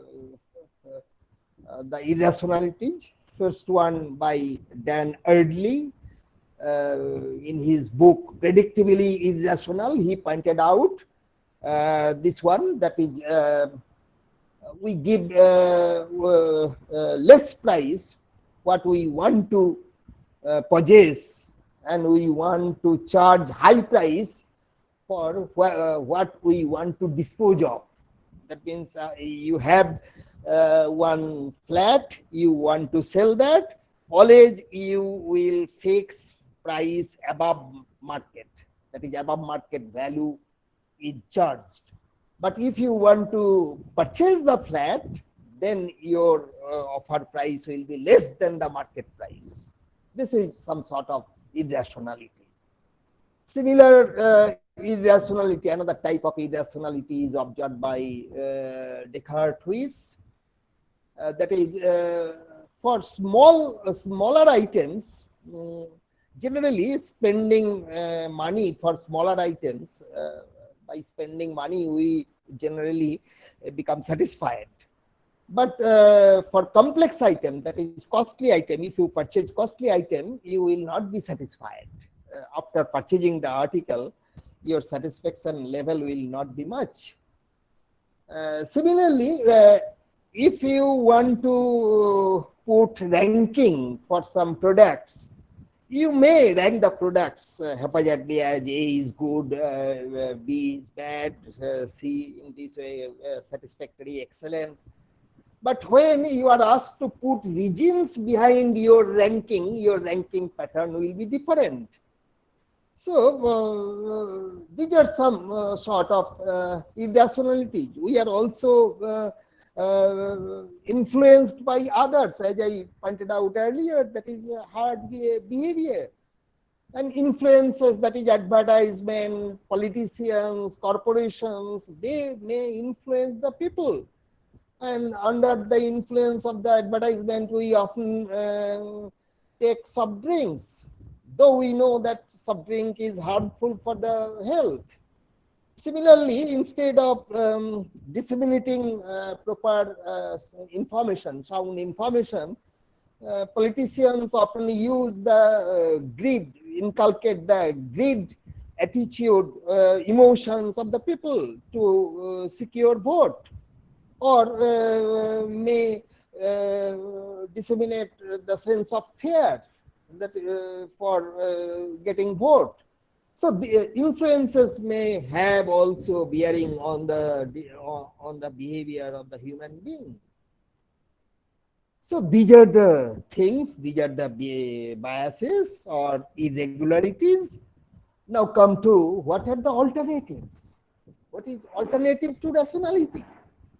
Now regarding this, if we want to follow the rationality axiom, that is, if we want to maximize, optimize anything, maximize profit or minimize cost, we should have perfect. But in reality, we may not have perfect information. We have limited information. We have number of constraints. And with the help of those limited information and constraints, what we want to do, we want to achieve bounded rationality, not the global rationality. And that bounded rationality was established by, I pointed out earlier, Herbert Simon. And bounded rationality means with the help of limited information, limited resource, limited capability of processing information, what we want to do, we want to satisfy, we want to achieve the satisfactory level. And that policy is known as satisficing policy. And another policy is meliorating. Meliorating means successively improving the situation. I can take one example. Suppose son-in-law came in the home of a fisherman, and fisherman wants to catch a big fish for his son-in-law. And he goes on fishing, netting the fishes, and smaller fishes are thrown in the water, and bigger one is kept. Again, another bigger one is obtained, and that smaller one is again thrown into the water. In this way, the bigger and bigger fish is selected, and this action is known as meliorating. And if you combine these two, satisfying and meliorating, you will get actually the concept of bounded rationality. I am presenting in a very simplified way. Actually, if you go through the original work, bounded rationality, that will be a bit complicated. However, very lucidly that can be presented in this way, that is, people generally follow the policy to get satisfactory level, that is, to satisfy everything, and action will be meliorating, that is, successive improvement people will try to achieve. And psychologically, this is known as path dependence. This process is known as path dependence, and combining these, we get the concept of bounded rationality. So bounded rationality is more rational than the rationality axiom. And as I pointed out earlier, that really, in reality, we may not follow always the self-interest. The opposite of self-interest is altruism. We are not altruist. We are not self-interested. We are also not altruist. What we want to do, we want to do the general good of the society, from which my interest will be promoted. This This is the common nature of the human being. And that was presented in terms of a game theory, in terms of a game that is known as Ultimatum Game. Those who have concept in game theory, they know. This is the extensive form of representation of Ultimatum Game. Suppose there are two players, player 1 and player 2, and $20 is there, and it is asked that you please divide $20 among yourselves, and both the players are kept at a safe distance. They don't have any communications between them, and it is asked to start the game to player 1. Player 1 may follow fair game policy or unfair game policy. F denotes fair game offer, U denotes unfair. Fair game means rupees $20 will be divided equally 10 and 10, $10, $10. Unfair, it is considered here that for instance, $16 will be received by player 1 and $4 will be given to player 2. That is unfair distribution. And if any player does not accept, that is, if the offer is rejected, then both the players will not get any buck, that is any dollar, that is they will end up with $0, 0, 0.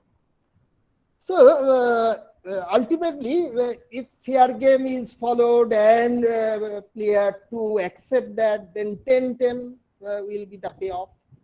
If player 2 rejects, then 0, 0. In second leg also, if that is unfair game and rejected, 0, 0, and unfair game player 2 accepts, then 16-4. So these will be the cases. And here 0, 0 will not be achieved. That is, if self-interest is followed by player 1 will try to receive all the amount of buck, that is $20. So they will end up with 0, 0 ultimately, but that will not happen. So Nash equilibrium here is obtained at $16 and $4. So some sort of society's good is maintained.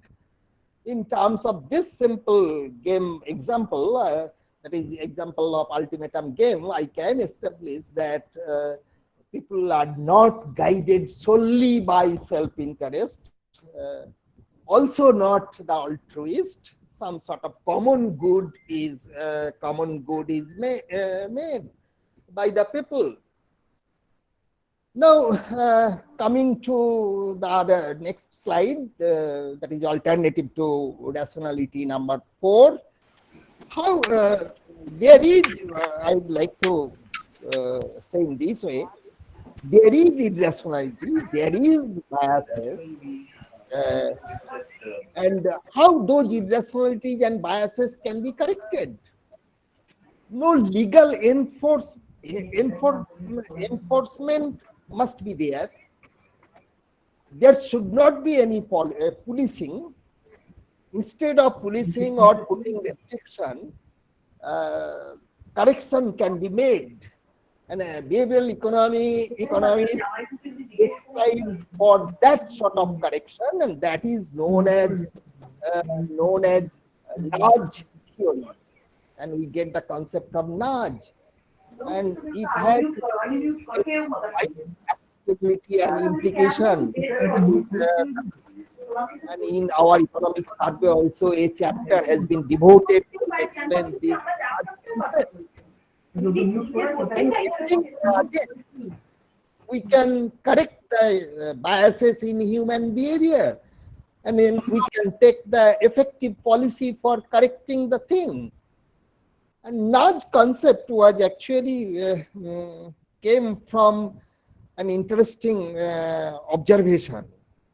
One defense personnel was deputed in Amsterdam airport to look after the lavatories and urinals situated at that airport. And it was generally observed that in the male urinal, the passengers urinate outside of the urinal pot. And to correct this sort of behavior, that defense personnel considered one thing, that is, he made up 3 urinal pots.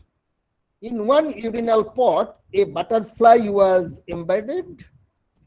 In second urinal pot, one spider was engraved.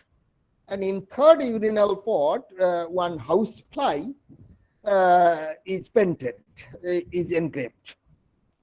And it is observed that people do not urinate in the pot engraving butterfly. That's a beautiful thing. People do not urinate in that pot. Similarly, out of hate, the spider pot, that is also avoided. But people generally urinate in the pot engraving where the housefly is engraved. The next one, that is, I am narrating the incident of the Naj. That is, it is observed that if the housefly is engraved in the urinal pot, then everyone urinates within the pot, targeting that housefly. So here housefly acts as nudge. So nudge means a small push, and using that nudge, we can correct the irrationalities or biases in the human being.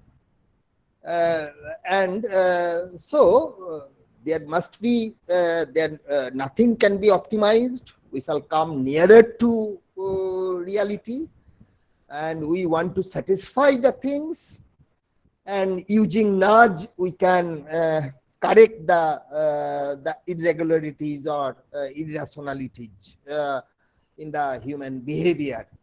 This is the basic postulate of the behavioral economics. And using this behavioral economics, we can interpret, we can give meaning to the COVID-19 situation. That is the relevance of behavioral economics to COVID-19 situation. Actually, our behavioral pattern is aggravating the pandemic situation, and which is also associated with infodemic situation. That is, misinformation is being circulated among us regarding this pandemic. That is, we suffer from optimism bias. That is, we underestimate the risk of posed by COVID-19. We are very much overconfident about the effect. That is, we are considering that herd immunity will be developed.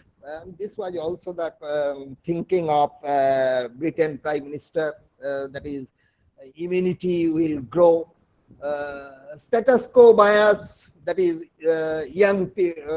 everyone will try to maintain the existing lifestyle. Young boy may go outside with his girlfriend, avoiding or ignoring, disobeying the rules and regulations of COVID-19. Present bias, we are giving much emphasis on present enjoyment, even if we are at the risk of exposure to virus. Already I pointed out Hillside Bias. That is, this is very important, especially for the government. That is, after the occurrence of the incident, an individual may consider that he knows that this will happen, or this happening will take place. He or she knows it beforehand, and government officials should know it beforehand. And due to that, due to this sort of bias, actually government action is discredited. That is, a question of credibility of the government comes. Similarly, framing effect, that is, if you want to get the tracing of COVID, then loss framed messages should be given, and gain framed messages for promoting the preventive behaviors. Also, we are affected by the heuristic herding behavior, that is peers behavior, social norms also affect the human behavior. Already I explained. Confirmation bias, that is validation of pre-existing beliefs, that is attack or death related COVID. We consider that. Availability bias. And due to last two, we are becoming more vigilant, confused, and often panicky. Now, coming to the strategy, perhaps you have heard the name of JPAL, Abdul Latif Jamil Poverty Action Lab, where nearly 160 professors are working, professors of 64 universities, and more than 400 economists are involved in this sort of exercise, that is exercise of behavioral economics. And they conducted the experiments, and out of their experiments, some policies came out. And instead of propagating that demand should be increased, and that is long-term or short-term policy, the effective policy, they pointed out that to tackle the COVID situation is first one, strengthening the information campaign. That is, we should provide specific and actionable information, and we should give much emphasis on the promotion of influence of well-connected community members and peers in place of face-to-face interaction. And information should be given through entertainment media, that is TV, YouTube, educating celebrities and characters on TV show, and leveraging their voices for uptake of recommended behaviors, that is recommended behaviors: stay at home, practice physical distancing, regular wash of hand, use of mask, etc. They also prescribe that developing new or leverage existing cash transfer program. This was also prescribed by the economists. Direct cash transfer programs should be undertaken. That is, if we don't have, we should develop the new one, or if we have existing cash transfer program, that should be leveraged. That should be, amount should be increased. And for that, you may put conditions, or you may not put conditions. Conditions may be hard or short, soft. Conditions related to adhering COVID-19 related policies. And they also prescribe that ensuring widespread access to and trust in health products. That is the protective mask, test kits, hand sanitizers, and eventual vaccines, when vaccines will come. Those should be provided either at free or at a subsidized rate. And government should take policies so that people may have trust in the health system, that is clinics and the doctors. And from the angle of behavioral economics, we must also frame the nudges, that is how the behavioral pattern can be changed, and we can tackle the COVID situation economically from behavioral economists' angle. I have pointed out some nudges, that is toys embodied within the soap, and that will improve the hand washing behavior of the children. Installation of low cost hand sanitizer or soap dispensers in home or accessible spots, telling the people about that majority are following the COVID related policies. And if this is this telling is going on, then people will also follow. The remaining people will follow. Remind people of what they can do from home. That is, they can perform e-services, virtual connections. That should be reminded to the people. Publicizing recovery cases. That is, this should be propagated, the recovery cases. And facilitating authentic information, source of authentic information. That is, people should know from where authentic information can be obtained. That is, misinformation, infodemic is going on. And other nudges you can invent. Actually, behavioral economists doing research to develop different sort of nudges. Coloring of zones, providing free internet service at home, benefit packages. These may also act as nudges. So using nudges and taking appropriate policies, this infodemic and pandemic situation can be tackled. And behavioral economics deals with the behavior of the economic agents. And unless the behavioral pattern can be corrected, nothing can succeed. No policy will be effective. So these are the prescriptions from the angle of behavioral economics. Thank you.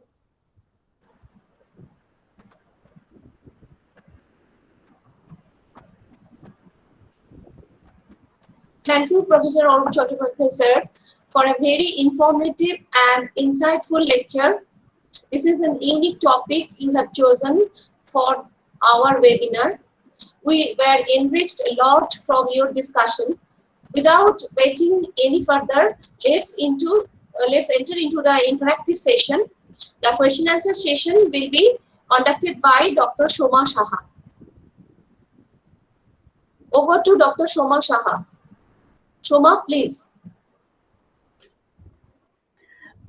Thank you, Suparna. Thank you, Professor Arup Chattopadhyay, for your informative and insightful discussion. Now I will start the question answer session.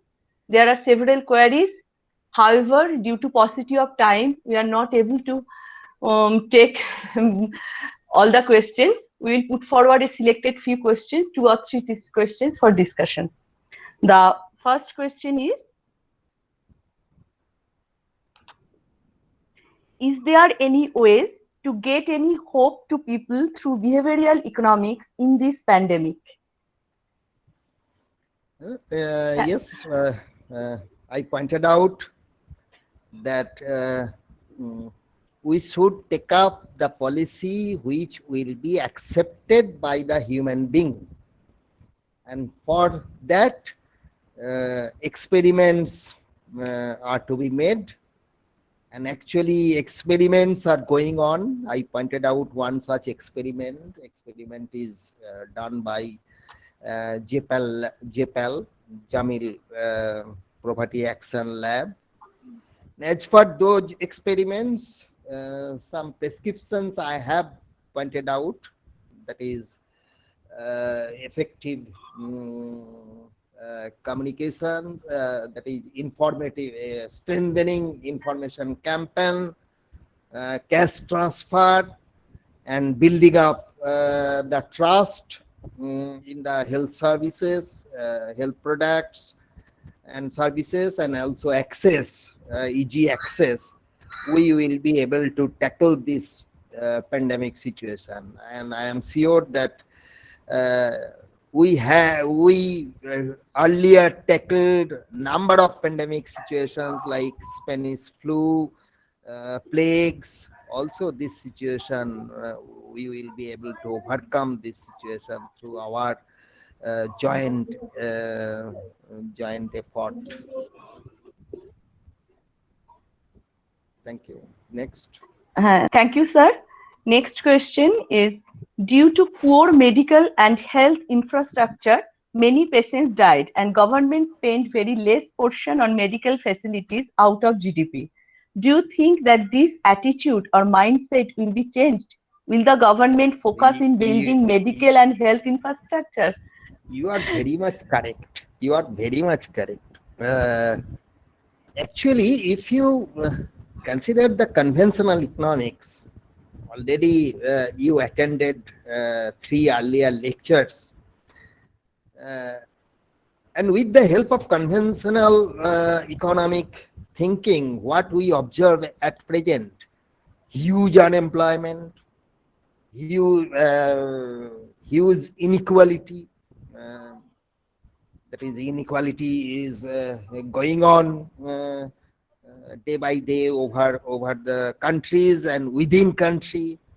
Marginalization of the laborers, that is huge unemployment, poverty, inequality, everything. And for correction of these, we should take appropriate policy. And that policy can be designed if you consider the techniques of behavioral economics.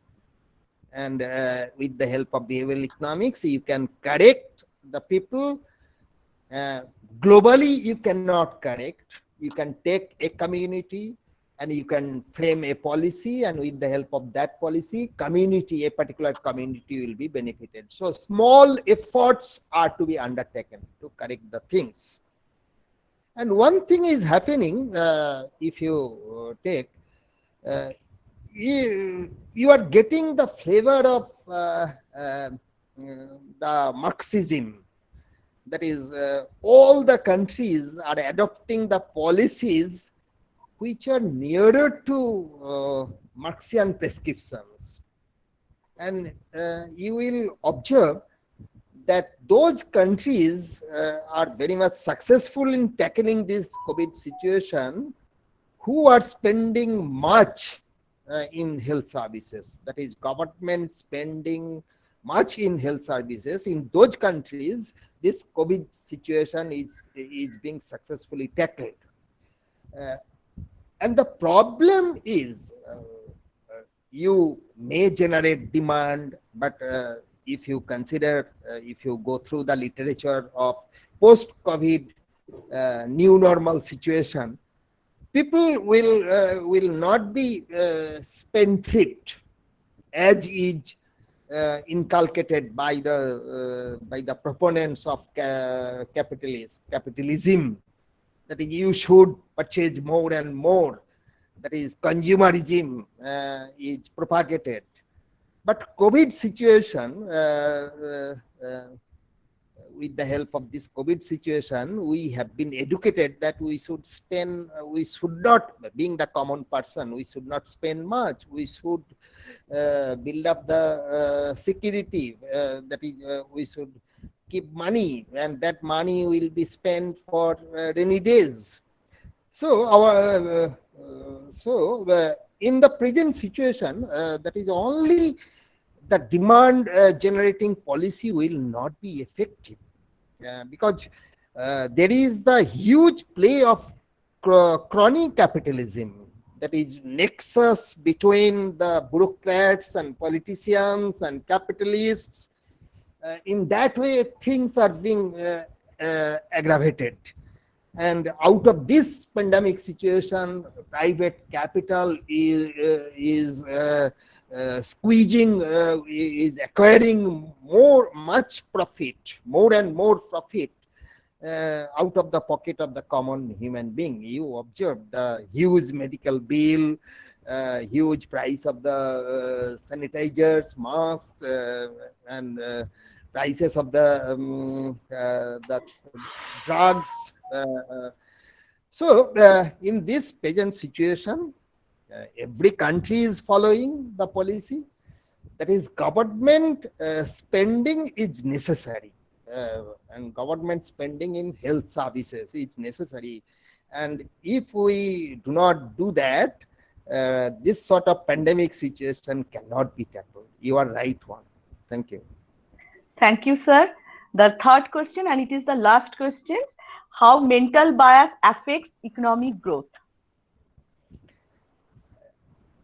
Actually, for economic growth, capital formation is needed for developing countries, for developed countries demand adequate demand protection should be maintained. But these are the overall prescriptions, and if we are very much overpowered by the nitty-gritties of mathematical models, then we will miss the trend. That is, we will not be able to successfully frame the policies by which community will be developed. So, to develop the country, we should develop all the persons, all the communities, and communities are not homogeneous. In the in the globalization scenario, what is being inculcated, disseminated, that is unification, integration. All markets are to be integrated. Same product will be sold either in US market or in Indian market or in African market. So globalization is nothing but integration. And for integration, what is needed, that is, we are not considering the country market, we are considering the global market. And from capitalist point of view, this sort of market is to be developed. With the help of this sort of market, only the capitalist will be benefited. And these flaws will crop up. That is, huge inequality, poverty, unemployment, marginalization of the labor. So if we want to correct the problems, then we have to forego the niceties or integrities or fineness of the mathematical models or conventional economic models, growth theories. Rather, we should concentrate on specific problems of the specific community in a specific area. And for that, we should identify the human biases or irregularities or irrationalities considering that particular community. And policies are to be framed accordingly so that community will be developed. And the same policy cannot be followed, should not be implemented globally for all the countries, all the communities. So that will differ from community to community, and mental biases should be considered while framing the appropriate policies. And in that way, policy will be effective. Okay, thank you, sir. Due to paucity of time, we are not able to proceed with the discussion anymore. I have also concluded the thing abruptly. No, sir. Due to Last paucity of question. time. Okay, sir. We had a very fruitful interactive session. Thank you, Professor Arup Chattopadhyay, sir, for sparing your valuable time and answering the questions for the participants. Now, I would request, thank you, sir. Now, I would request Dr. Debashish Joddar, Assistant Professor and Head of Department of Economics, Vidyasagar Metropolitan College, to give the vote of thanks and formally conclude the webinar. Over to Dr. Debashish Joddar. Sir, please. Thank you, Dr. Soma Saha. Thank you, Dr. Soma Saha, Assistant Professor, Netaji Nagar College for Women, for giving this opportunity. Respected Principal, Netaji Nagar College for Women, and Principal, Vidyasagar Metropolitan College, respected distinguished speakers, and dear participants, we have reached at the end of the 2 days international webinar. I want to express my sincere gratitude to the 4 eminent speakers, Dr. Suikot Sinha Rai, Professor, the Department of Economics, Jadavpur University, Dr. Santo Sadhu, Senior Research Scientist, International Programs Departments, NORC, University of Chicago, Dr. Ajita Rai Choudhury, Professor, the Department of Economics, Jadavpur University, Dr. Arup Kumar Chattopadhyay, Professor, the Department of Economics, University of Burdwan, who have enriched us by sharing their views, ideas, experiences, and valuable opinions on economic predicament and panacea for COVID-19. I convey my regards to the Principal, Dr. Tapan Kumar Ghosh, Netaji Nagar College for Women, and Principal, Dr. Ramswarup Gangopadhyay, Vidyasagar Metropolitan College. Sincere thanks also goes to the governing body of Vidyasagar Metropolitan College and Tushar Kanti Ghora, Administrative Officer, Netaji Nagar College for Women, without whom it was not possible to conduct the webinar.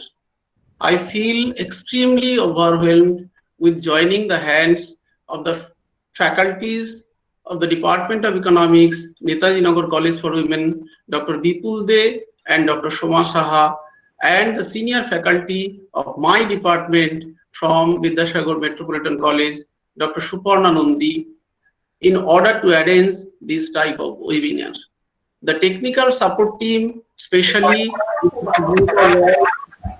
Assistant Professor, the Department of Physics, Vidyasagar Metropolitan College, and Dr. Borun Kumar Pal, Assistant Professor, the Department of Mathematics, Netaji Nagar College for Women, deserves special appreciation. Without their excelling, the online management of the webinar cannot be viable. I also convey my heartfelt thanks to all the participants whose presence, cooperation, and patience has made the discussion platform successful. And last but not the least, I convey my regards and earnest love to the entire stakeholders of Netaji Nagar College for Women and Vidyasagar Metropolitan College. And I thank you again all. Stay safe, stay healthy. Goodbye. I conclude the webinar. Thank you.